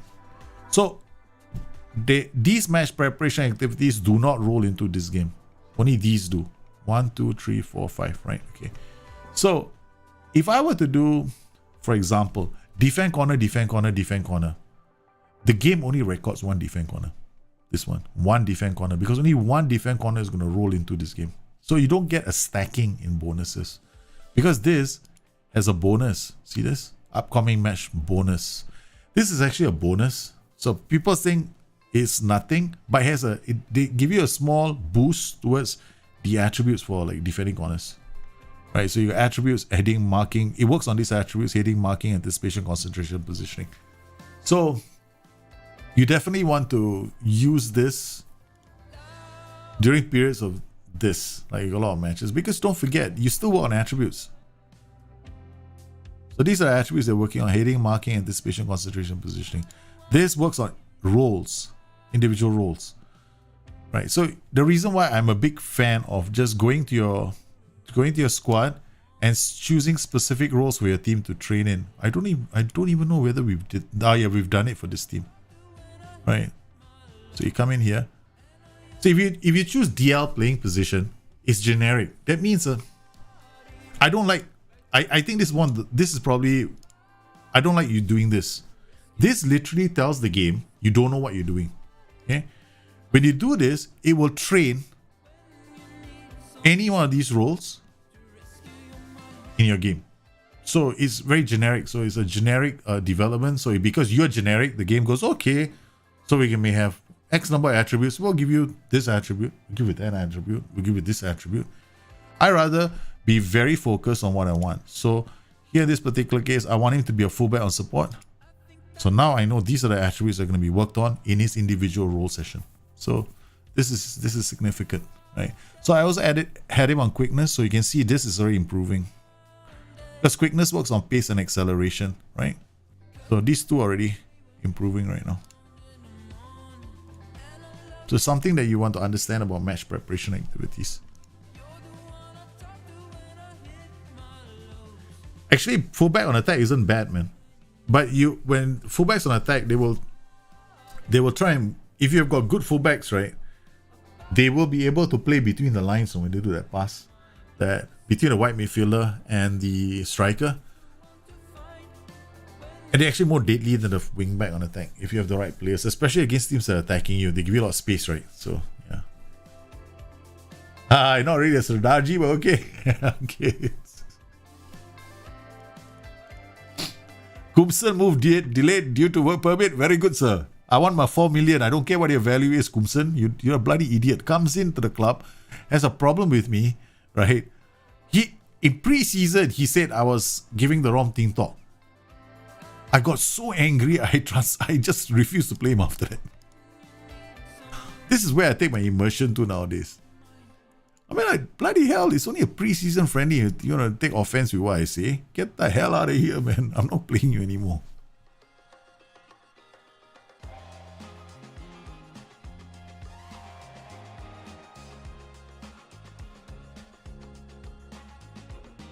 Alt Nordu has good youngsters. Okay. The team I'm playing against, this one. We'll just scout him, eh?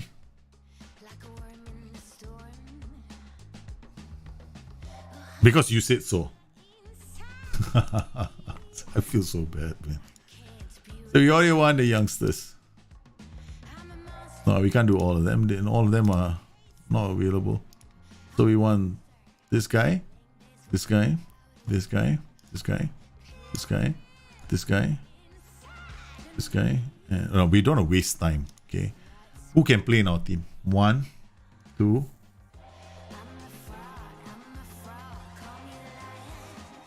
Oh, first touch 14 to 20. Holy cow. Scout him as well. Jumping his shot 14 to 20. I want you. I don't care. Who's this guy? Where? I just saw somebody who's... Wait, where is he again? I just saw somebody who's some obscene value. Almost made me choke. There he is. Oh my goodness. We have to get a scouting report on this guy, man. We might just grab him from this club. Look at that. 14 to 20. Tackling 11 to 18. First touch 11 to 16. Anticipation 9 to 14.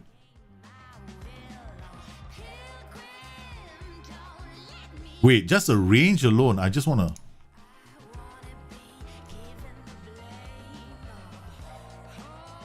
He may be worth having a chat in the future as it talks. Oh, this guy we gotta add him to our shortlist.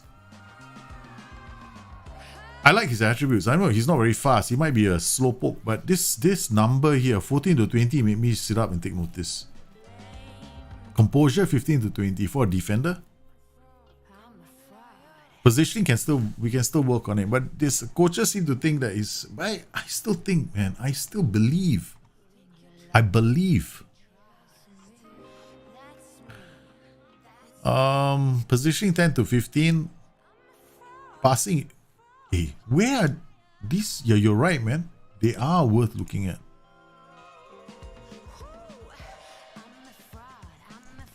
These players are quite good. Acceleration 12 to 18. Tackling 12 to 17. Positioning 11 to 16. Oh, this is we are short of a left back, right? I better not take this team lightly. This team is actually quite good. I was gonna go into this next game and just take it easy. These boys are quite good. Quite a number of their players are actually better than my team. Because most of my attributes are 11 to 13. These guys are starting from 13, some of them. Look at this guy. The biggest problem for our team is the lack of height. Right. We're going to scout him as well. Alright. What else do we have? I'm looking at all the left-sided players. This is not... Tackling 13 to 18.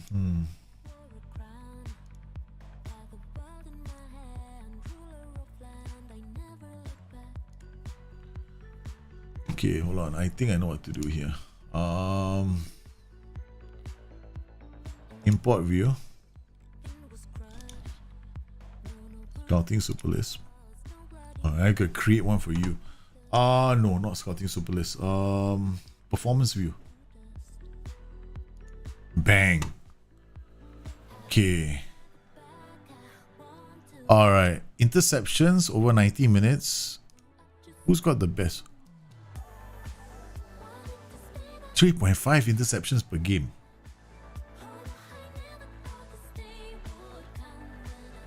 "16-year-old kid."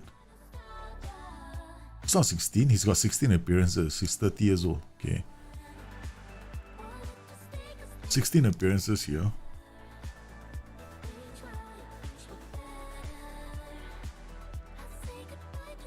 Now, some of these players are not bad.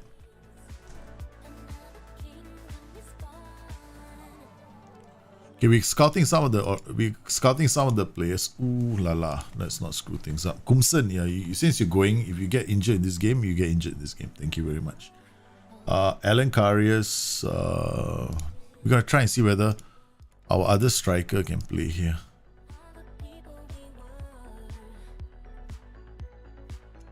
Kozeke.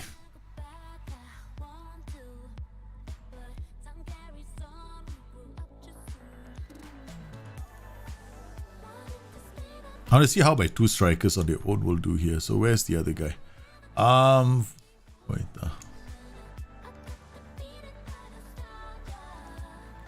Not strikeless, we got the 2 strikers. This is strikeless.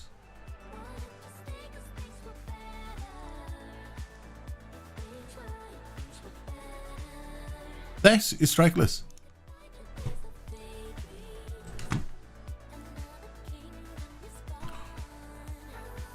This is one version of my the Diablo system, but this time I'm using 2 strikers. I want to see how they do. Because I don't want to change. Because I like to switch between a strikeless version and the non-strikeless version in games. So in this game, I'm probably going to switch to the non-strike. I want to see how the strikeless version does. But I do plan to switch to the non-strikeless version because I think it's much better at opening teams up that are defensive. Most effective way to improve mental attributes? Training. Choosing the right roles for training. That's it. Because I have a training schedule that I use that will work on the mental attributes already. So I use that training schedule. Then I choose roles that work on those mental attributes. So I look for the right roles. So that's the best way of improving it. I find that I get very good improvements in anticipation, concentration off the ball with my training sessions. And of course, positioning. Oh. Okay, we're coming out of this, right? I definitely felt this wasn't a good idea. So we're gonna go to this.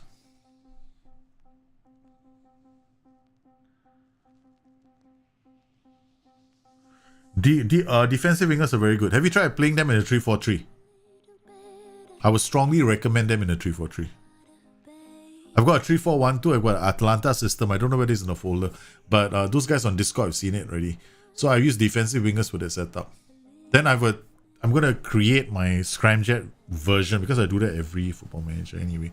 So my Scramjet for FM21 also uses defensive wingers. Why don't we just play Scramjet? Okay, alright, let's go load. Such an idiot.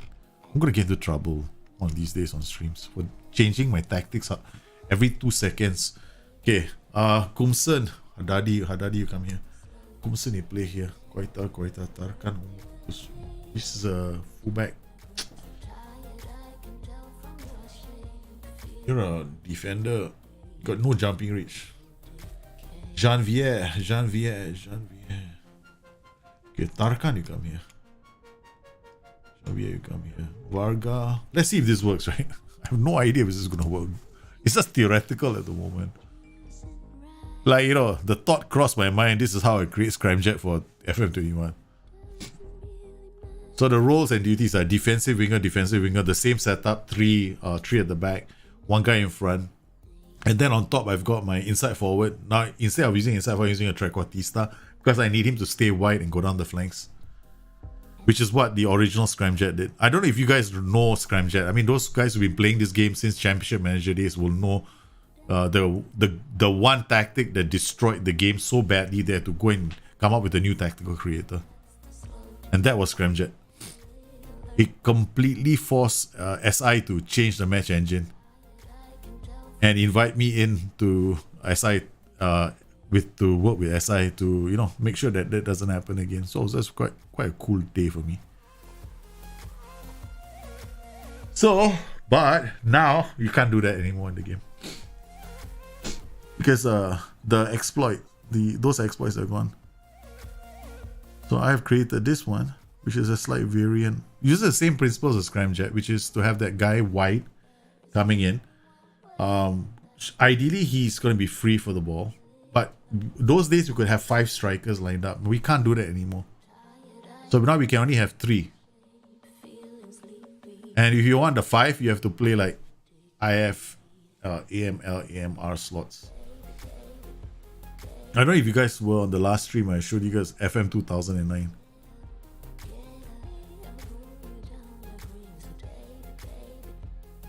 He's playing as a trequartista. Now, he's not supposed to move there, you see, that's the problem.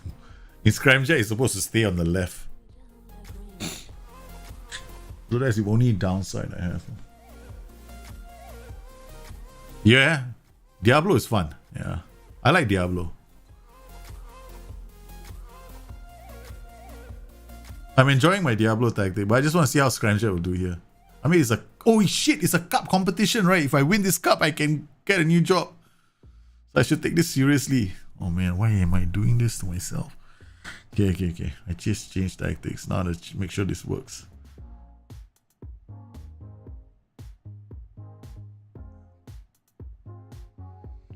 Okay, what do I do? I know. So far, you are drifting too much. Alright. The original Scramjet, this guy is the furthest forward. This guy is dropping in. But if I do that, I lose support here. So this combination won't work. But I need you. You can't sit narrower, but you definitely gonna stay wider. Okay. Alright, let's go.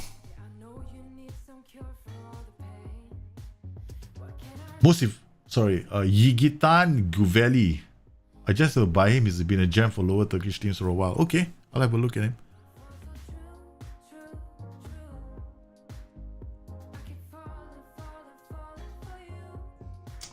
Come on, guys, show me some love. Like, you know, when you try to score a goal, smash it.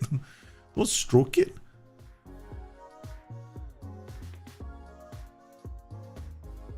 Run, do some of you find run defense being too much of a cheat? Okay, don't you think so? If it's like whenever you see the opposition have a yellow card, right? Turn on run defense. You see the opposition getting tired, turn on run at defense. It feels like a cheat exploit in the game. Like suddenly, all of a sudden, you see these guys, you know, charging at players, and then like focus play as well. It can be too strong, right? Because you have these players with yellow cards on the flanks, and then you go, okay, focus play on the flanks and run a defense. I think it's sometimes unfair to the game. Okay, so this looks a bit better, I guess. I have to look at the 2D to figure out whether the combinations work. Well, I need this guy. Yeah, this is what I want to see, right? But this is a throw. I want to see him this side wide a lot. There's gotta be a lot of focus play down the left. So I'm not sure if I added focus play down the left. No focus play down the left. Maybe no focus play down the right. Okay. So the whole idea behind Scramjet was to focus play down the left. Wait, hold on. Was that focus? Then unlock the right side after this. Yeah, exactly something like this.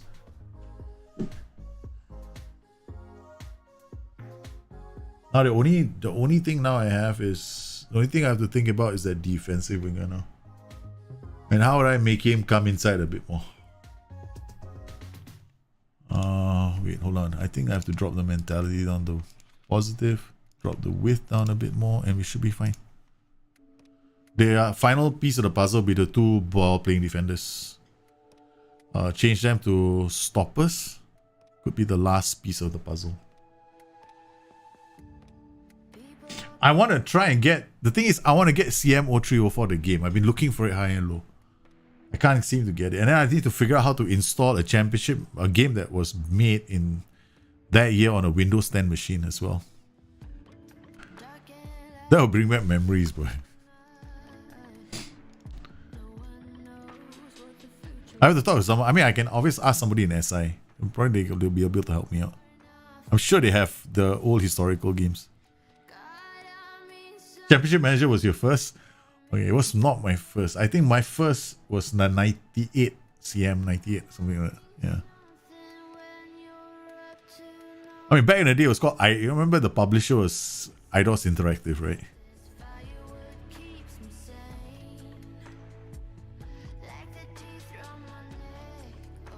Okay.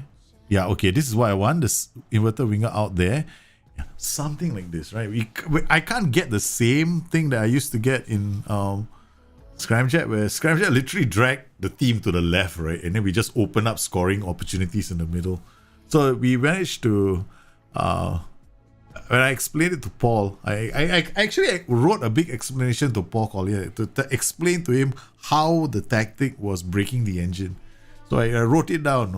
I still remember. I wrote a long email out to him. So we were quite good friends. So I used to share with him exactly how the tactic was breaking down the engine. So we wouldn't have the same exploit happen again. Because it's not, after a while, it's like, yeah, I mean, people used to call it. So a long time ago, I used to get a lot of hate mail from people saying it was a cheat tactic and stuff like that. So, yeah.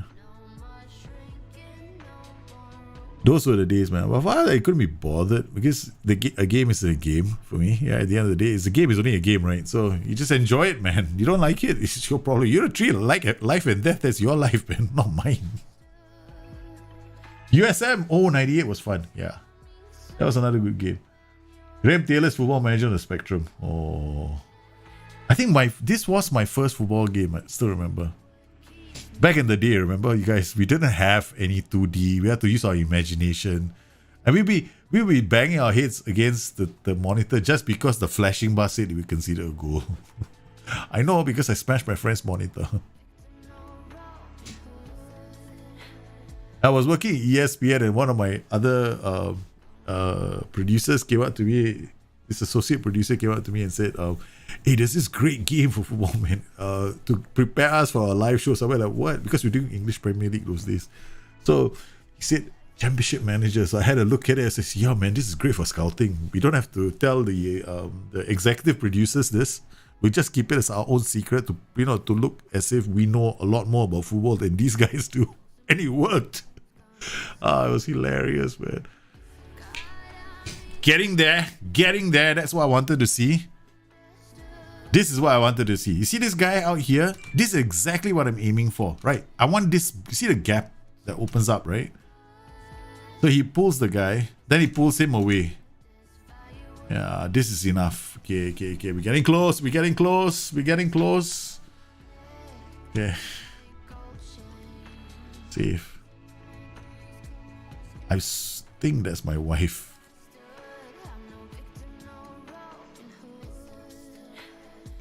I like this, man, so far. FM14 was the first game you leaped into, eh? Legend Liu. Wow, you arrived quite late as a baby. Want to see FM09 2009? So you never ever saw notches and sliders in the game. There we go. This is where I need him to be. Wide. Pulling players and then creating the space on the right. Okay. You see, now the only thing is this, right? Okay. You're toying with the idea of going a double at once. Okay. This is what I'm going to try and do. See what happens now. Because the way Scramjet worked was we pull, then we get that striker out on the right side, banging in all the goals. That was the goal, right?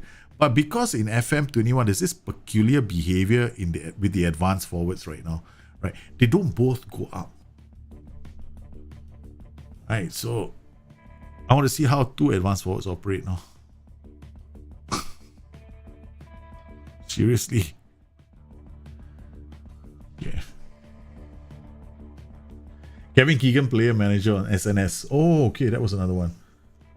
Yeah, at IDOS was a very short period. CM0 from CM 2304.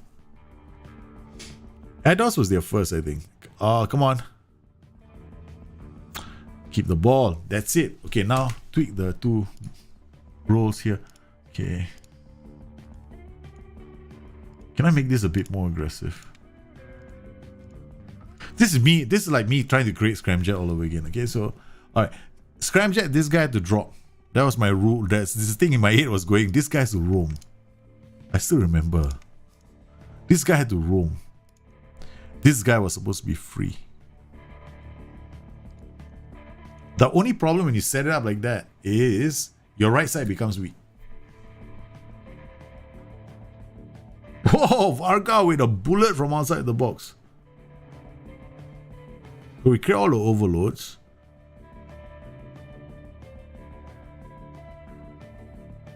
Boom! Keeper stays. No chance. Okay, let's see what happens. Now I want to change my players.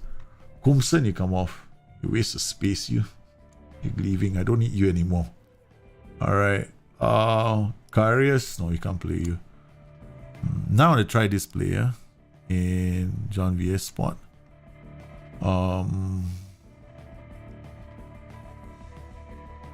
Koita is already scored right now. You just leave these guys up. Okay. Those tax only days, who doesn't miss it? I do. I actually do miss it, no, because you see, a lot of us, the older generation of players, we can accept certain things with the 2D screen. We can accept certain things with the lack of animation. I feel that's. I mean, I can't speak for you guys, but this is me speaking for myself. Right? I can accept all this because we have we could be kind of conditioned to look at the commentary and also imagine what's happening on the pitch. So we're not so reliant on animation on the pitch to tell us what's going on. And we also a bit more conditioned to think in terms of attributes as well, right? And I can say one thing. A lot of people, when I left the game in 2016, I completely dropped the game. So, and this is like, I remember after the Tactical Creator was made, then for one season I was playing the game, but then I left after that because of I had some difference of opinion with some people at SI. And I said, no, I'm not involved I don't want to be involved in the game for the next 2 years. And then when I came back in 2016, people were saying, oh, the game has changed so much. The game has really changed, you know. You have to relearn everything. Nothing is the same as it used to be. Then I refused to believe it. Like, you know, I had Cleon telling me this. I had a lot of people telling me this. And I said, no, guys, the game is fundamentally the same. Because I remember, and I'm one of the few guys that actually sat down with some of the creators and, you know, we spoke on the logic in the game. And I said, no, the game will never change. The logic is always going to be the same. And I just played the game the way I've always played, and it still worked the same way. It hasn't changed for the older folk. The only problem for all of us is we don't know what each role does in terms of mentality, creative freedom, and all those small little settings. That's all. And the logic was always the same. Keep the game simple. Like, you know, the roles and duties. There's a lot of fluff in the game, guys. A lot. There's so much fluff in the game. You get confused.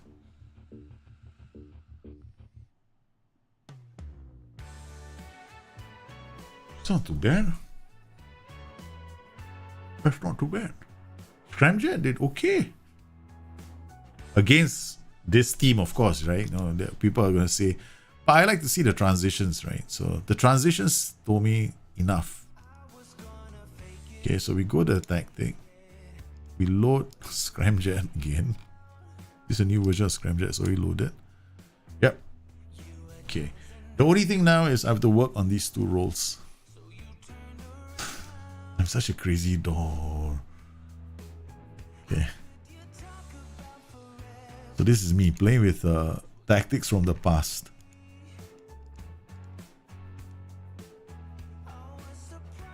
Right, you guys have the conditioning as well. See, you Andy, you have that too. You just used to blow your budget. Who didn't? I did the same thing. I blow my entire budget on one player and build a whole team around this one player. And then we used to have this. I don't know if you guys still remember. We used to look for Easter eggs in the game. Those old days, we had Easter eggs in the game. So, and it felt like a community as well back then. The older days of Championship Manager. It felt like friends playing with friends, and we had Paul Collier jumping in onto the forums to have chats with us. We had the creators like Mark and Paul. They'd be talking to us all the time. They get involved in tactical discussions as well. The forums back then was a lot more different. Felt like family. Felt like a home away from home. So much so that now when you go to the off-topic side, you see a lot of the old geezers from a long time ago. Now they hang around there because they don't want to go to GD. Because GD is a bit different. Your friends don't get why you play on 2D. Yeah, exactly. I actually enjoy playing it on 2D as well. Not because of anything else, but it helps me see things. Okay, this guy is not playing. We're not planning on using him for the future, but we're gonna have to play him. This guy is definitely having issues. He's been playing too many games. Oh, we're gonna run into trouble very soon. I don't have a lot of depth. I actually had a plan a few shows ago on who was going to be playing here. I completely forgot. I was gonna do. Oh man, I'm such a gundu, man. I had a plan for this position, I remember. Man, I totally forgotten what I was gonna do.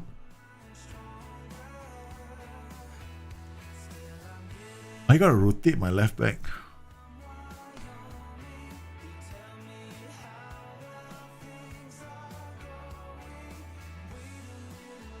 These are the only guys who can play on the left. Oh, la la la la la la. If I play him, I could get into trouble. Alright. Guess what? Scramjet is coming back for this game. No choice.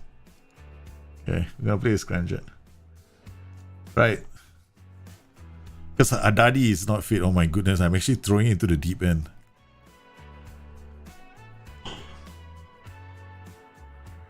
It's like trying to find out whether this tactic works.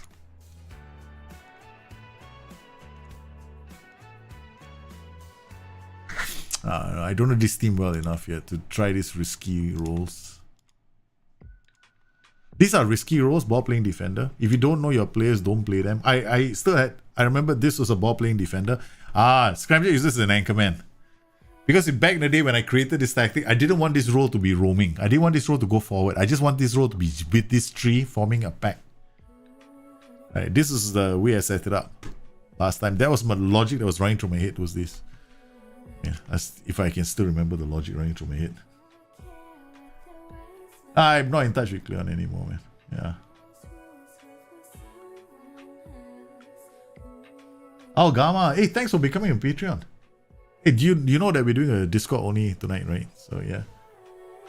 I'm playing with a halfback and an APA, but I'm not sure about my third midfielder. I'm thinking between a BBM. What formation is that? Halfback APM, third midfielder. So I assume you're playing a 4-3-3. Halfback APA. Go with somebody who's gonna hold that position with you, right? DLP on support. Just go with that. Yeah, work. The problem with that is you already got AP box jump pushing through. Now, if you go with another playmaker, like a roaming playmaker, he's not going to hold his position. You're going to get these, but they're going to be like they're going to be moving quite a lot. They'll be very dynamic. If you've got those kind of players, not a bad option. Otherwise, you go for something safer like a DLP. Yeah. The DLP is because the DLP holds his position. That's why I recommended that. Hey, David, Billy, how are you, man? Yeah, we all played games in the 80s, man. I still remember one of my first few games. Doom! Total Annihilation. I used to play those games all the time.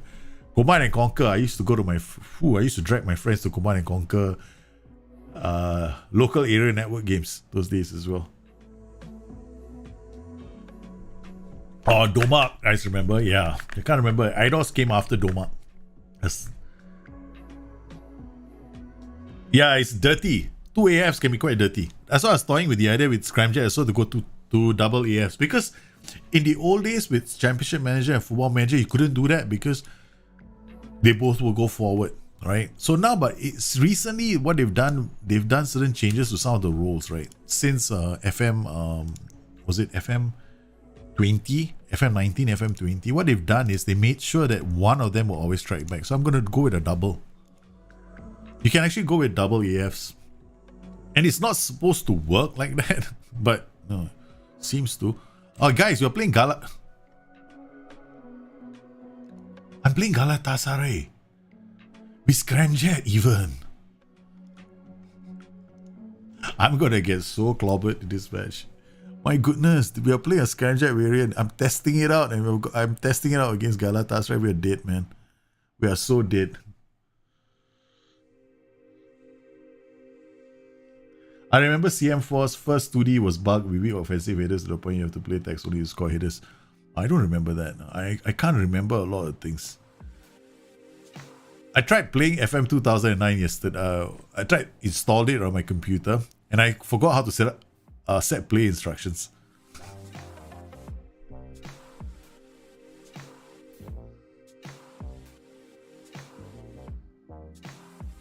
Emirovic, welcome back to the stream. How are you?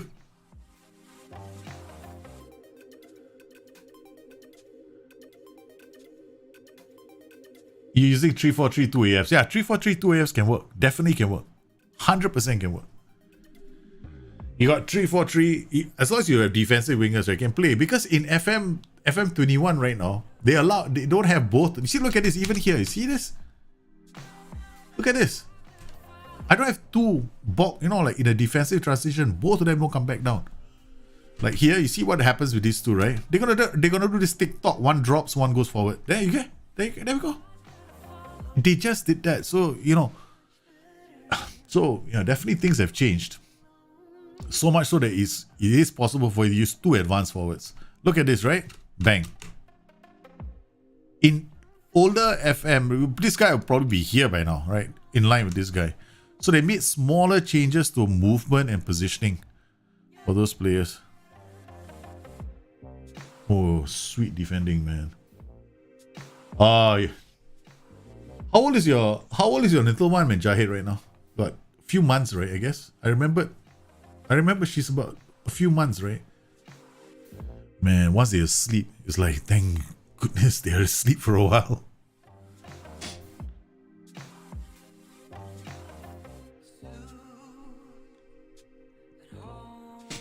Has anyone seen the French show Lupin? Lupin, which starring that I like the actor though. There's a new French show on Netflix, right? I kind of dig it.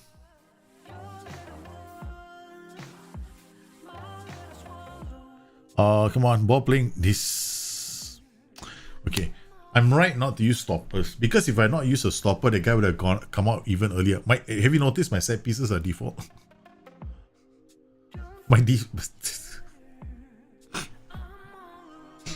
I'm really asking for trouble. Go, Hozik gets the ball. Come on. Galatasaray still haven't scored against us. I was expecting a thrashing by now. Okay, guys. Harry Kane is the most frustrating player to use on FM team and just can't seem to get him on a scoring spree. What do you use him as? Right? He's like the complete forward extraordinaire for me in the game, man. I always pair him up with another striker. On his own, 4-3-3, lonesome. No, cannot. You have to play him in a 2-striker system. Then you get the best out of him. Or 3-striker system. You get the best out. But if you play him in a 4-3-3 by himself, you get maybe 20-30 goals. That's about it. But if I play him in a 3-4-3, a 2, or even a 4-4-2, I can get 45 goals from Harry Kane. Easily. He's quite easy player to get a lot of goals from, because he can be played as a complete forward very easily. An advanced forward. Yeah. My goodness, we are holding the fort, man. Yeah, is this... Oh, this is too much football. Let's go key highlights. The pain will be over quickly. I don't want to have like a slow pain. If I'm going to lose this game, let's do it quickly. 15 months. Oh, that's gone. Yeah, very fast. I still remember. Oh man, come on. Not that kind of a goal. I hate these kind of goals. Feels like playing ping pong.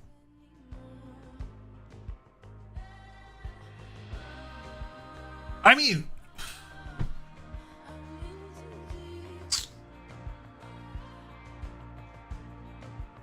that I don't like. If that guy had cracked it like that, his teammate might have gone down, right? Or the teammate would have just gotten out of the way, right, from the strike. Very rarely do you see a teammate facing the ball and getting clobbered by the ball. So I'm really pissed off with that goal. That's why the reasons why we prefer 2D.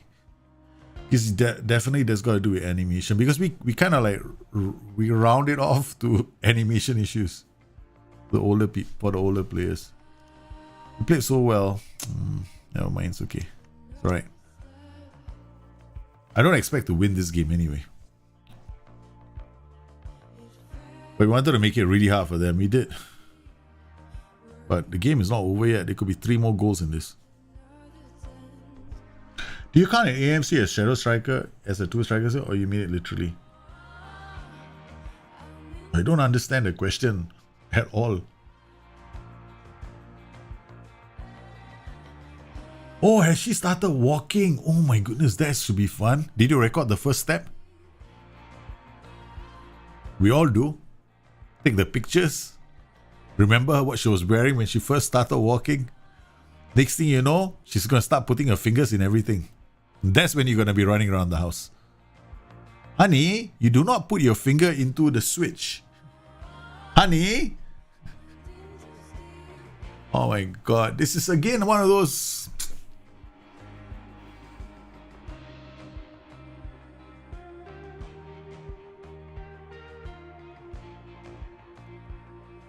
I mean, he takes it down and smashes it home. I mean, yeah. Oh well. I mean, let's be realistic. I wasn't expecting much from this match, but I wanted to see how this tactic does against them. Now let's just tweak something in this tactic, right? So we turn this into a DLF on attack. Because against better teams, that's what I should be doing. The High Show. No, it's not the High Show. This Lupin, Lupin, is the story of this gentleman burglar in France. It starts out showing him trying to steal a necklace from the Louvre, right?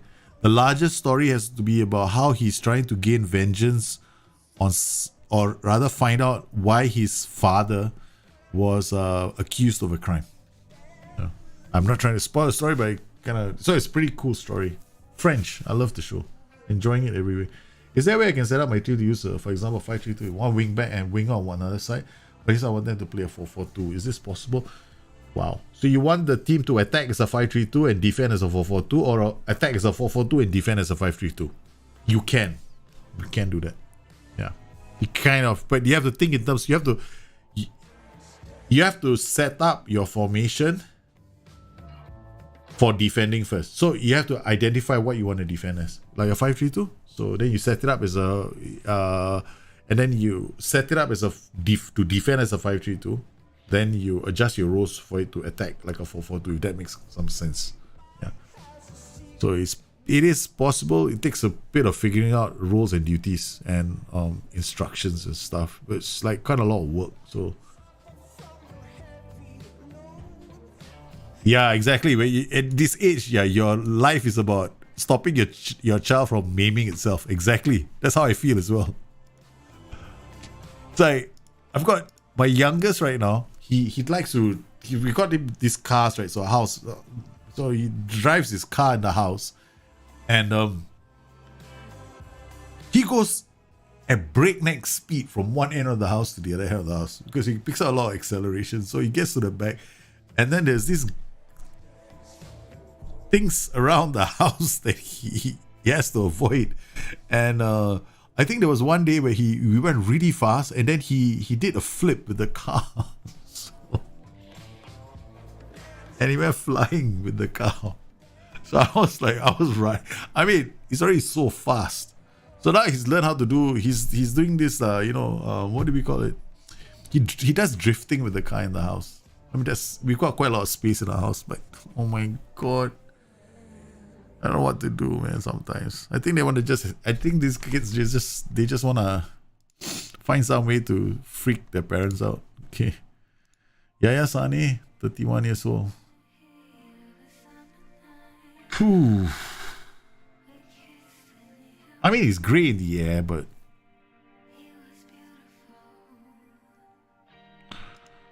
you scout him some more.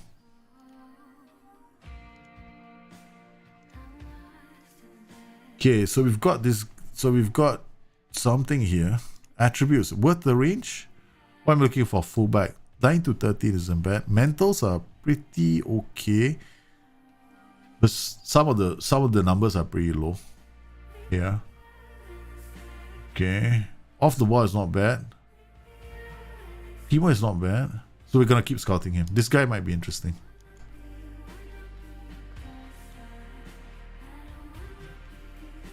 Zero concept. What is no? They're very brave at the age. You don't know what danger is.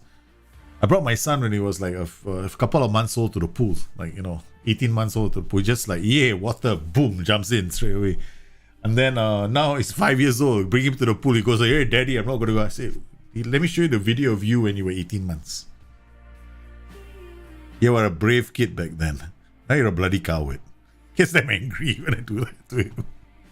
So he ran into the 18-month-old just jump into the pool. He just doesn't care. right? And I used to throw him into the air like this. My wife would freak out. I'll just throw the baby up in the air and I'll catch the baby as the baby's landing in the water, right? So he used to land in the water and his body would submerge, and then I'll bring him up. So he'll freak my wife out and say, no, I'm gonna get it. I want him to not have the fear of water. But he was okay. Then I think now he just goes to the pool. He gets like, because we stopped, right? Because of COVID and everything else. That's not too good.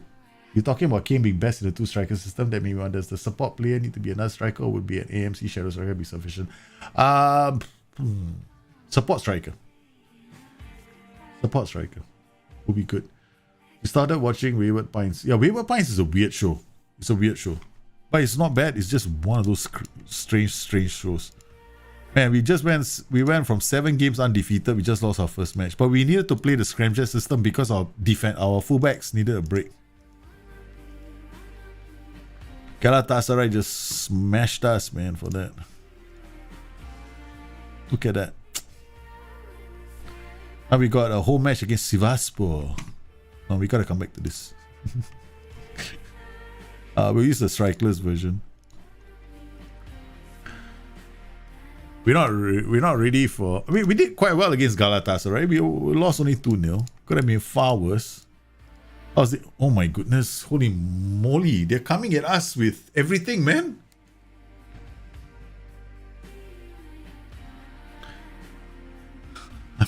My heart can't handle this. They're gonna start 4-2-4.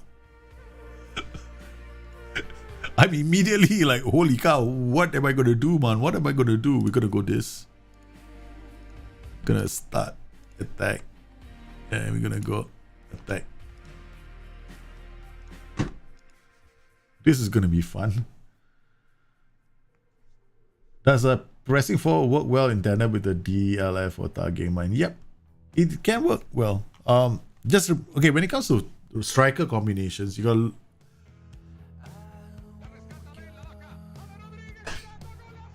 For striker combinations, you want to pay attention to move into channels. That's what you want to pay attention to. All right. A striker that has move into channels as a role is going to drift wide to support play.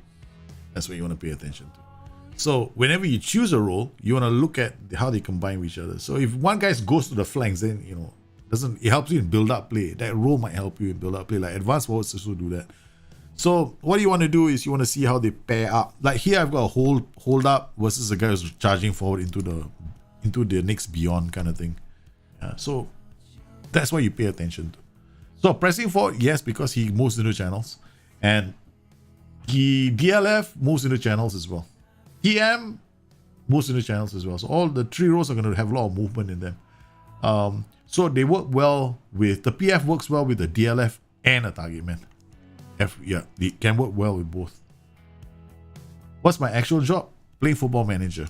You guys are supporting me and my family. Thank you very much for liking and subscribing to the show, Preston Big Show. It used to be many years ago.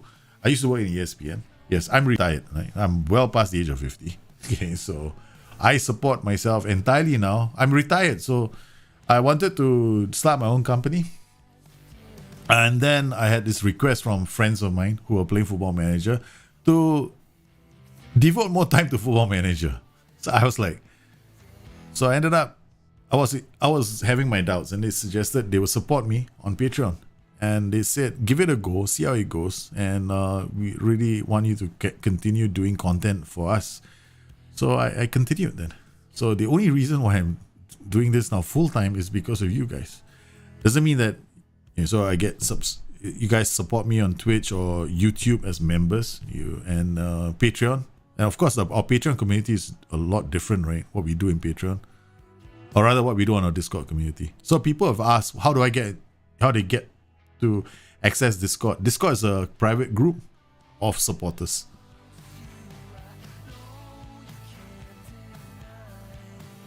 And he reads the play. Come on. Oh, he's looking to make the pass. He was looking to make the pass. He was like going, can I? Give me my penalty.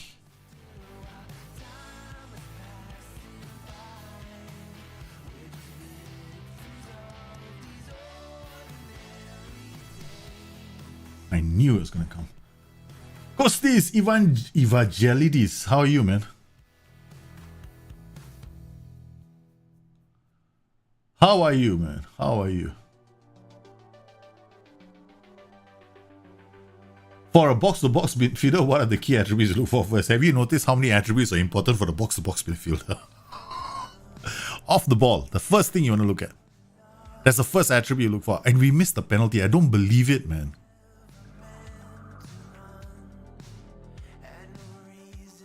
So you want off the ball. That's very important. And then because it's a box-to-box midfielder, it goes up the pitch and down the pitch, the second attribute you want to look for is positioning. Because those are both going to be important attributes. Man, we missed the penalty. Haris Hajara Dinovic, whatever your name is. So disappointed. And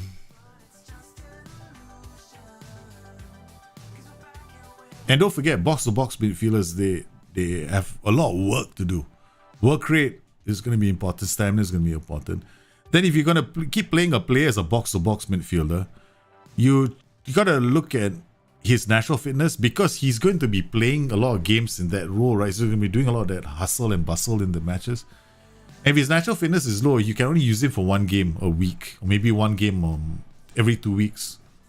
Yeah, so that becomes another issue. So I personally don't like box. I do think they have a place in the game, but difficult to find because so many attributes are important. What am I going to do now? We're not playing badly. We should have taken the lead.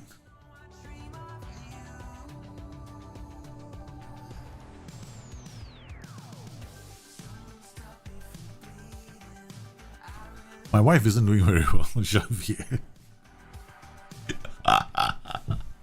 Oh, man. Come on, Kuman. Kuman.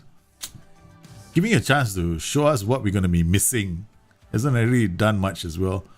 You missed a penalty, gave away possession. Varga, oh man, he almost got in, huh? This guy. All right, what we can make changes. Okay, that's what we're gonna do. Okay, you get out.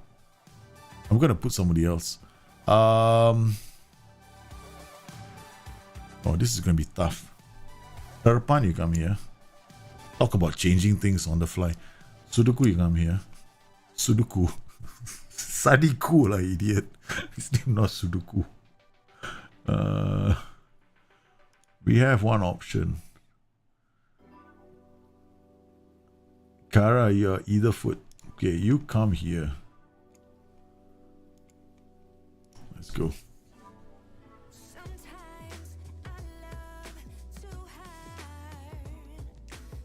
Yeah, I know my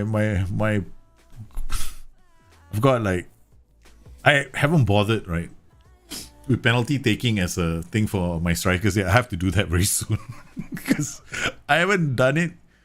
So I'm one of those guys that takes a really long time to do those kind of things. So yeah, I should start deciding who's my penalty taker. Come on, Attack. The reason why you're in this game is because you have the intelligence to make the pass.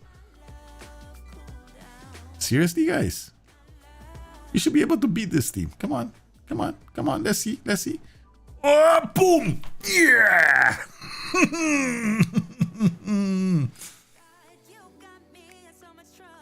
We knew it was gonna come.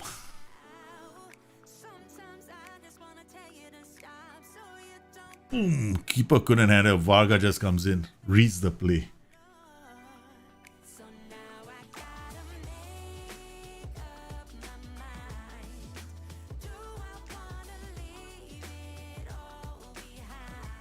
Oh, Kusol, so sorry about that. I think your comment was hidden accidentally by Jahid. You have to remember, he's got a baby next to him, so he's probably using his handphone. Bend over, what role should I play next to a Mazala in a 4-2-3-1? What? You're using a Mazala in a 4-2-3-1? First thing, that's my reaction. What? Damn it! You're giving away a penalty. Come on, now it's their turn to miss, I guess. It's not a penalty! Oh my god, it's like... Guys! We love this game. I saw it happen on beta, but I never had it happen on stream. Penalty overturned from VAR. Gotta love this game, man. Okay. Alright, they're gonna throw more. Yeah, they're gonna throw more. Okay, so I'm expecting them to throw more bodies into attack. So what I'm gonna do now is I'm gonna hit, run at defense. You're struggling with CFs in a current tactic. Yeah, seem to get in each other's ways a lot. Probably with 2 CF on supports. Yeah, they might. You gotta try and get. I like to set like a lot of roaming roles in front in a 4-2-3-1. But if you play a Mazzala in a 4-2-3-1, you gotta be very careful of that. I will pair him with a DLP on defense. You definitely need somebody who's got the brains to hold his position. Or if you have a really good player with good off the ball and positioning, right? If you have that player, right, you can even go roaming playmaker. Not both roles are gonna roam. I know people are gonna say it's crazy to do that, but the problem is the Mazzala. The Mazzala could get caught out of position. So this is the reason why the DLP on defense is probably the safer option. But you want to be very careful because you gotta make sure the Mazzala can play really well. Like, he doesn't, you gotta pay attention to any transition that involves that flank where the Mazzala is operating. Because if you lose the ball when the Mazzala has the ball, you know, in transition, if you lose this ball, you're in trouble. So you want to be really careful with that. All right. We are almost done. Kids are almost home. So I'm going to have to go very, very soon. So guys, don't forget to hit the like and the subscribe button if you enjoyed today's stream. And of course, I was trying to cover doing more in terms of the roles and duties of the system. For the guys on Discord, yeah, we're going to do a more in-depth one tonight. So I want to thank everybody for coming in on today's show. We do have a episode coming up, and I'm still trying to put it together on roles and duty combinations. Like what works, what doesn't work in the game, what to look out for. And one of the more important things when it comes to role and duty combinations has to be that play instruction, hold position. That is very, very important. Right? Because sometimes you want players to anchor. You don't want them to like go missing. And then you got to think about the other roles that are working off them, because you want to move the ball from defense, midfield to attack. You're looking at the transition. So you got to look at your defending group, moving into your midfield group, then the ball transitioning to the attacking group. So you're paying attention to all these, and then you're looking at how the roles work to get that going. So that's something that I want to deal with in the next couple of shows. And it's going to be a few of these shorter form videos that I cover it in. And I can't do it all in one show. It's almost impossible. Yeah. Because there are so many combinations. Like you guys just asked, 4-2-3-1, the Mazzala. Can a Mazzala work? It can work, but it's very risky. Because he goes wide. That means that the guy who's in a DLP position, he's got to hold that position really, really well. So do you have a player like that? If you have a player like that, it's a brilliant thing to do. Then you can play wing back on attack down that flank, because you can have one player doing an N'Golo Kante thing in midfield. Do you have that kind of a player? If you don't, then you can't play like that. So there's no perfect role. It's, do you have the perfect player for that? That's the thing that people seem to, we got to nail down. So there's no such thing as a perfect role in this game. In fact, there's no such thing as a perfect combination as well. They just don't exist. Right? It's the players, whether they fit the role and duty combinations, and how you make those combinations work in tandem. They could work very well in one game and work poorly in another game as well. Which skin am I using? I'm using just the default FM dark skin. Yeah.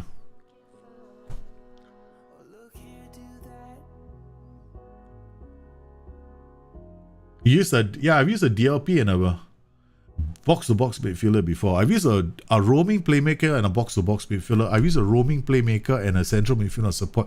They all work if you have the right players.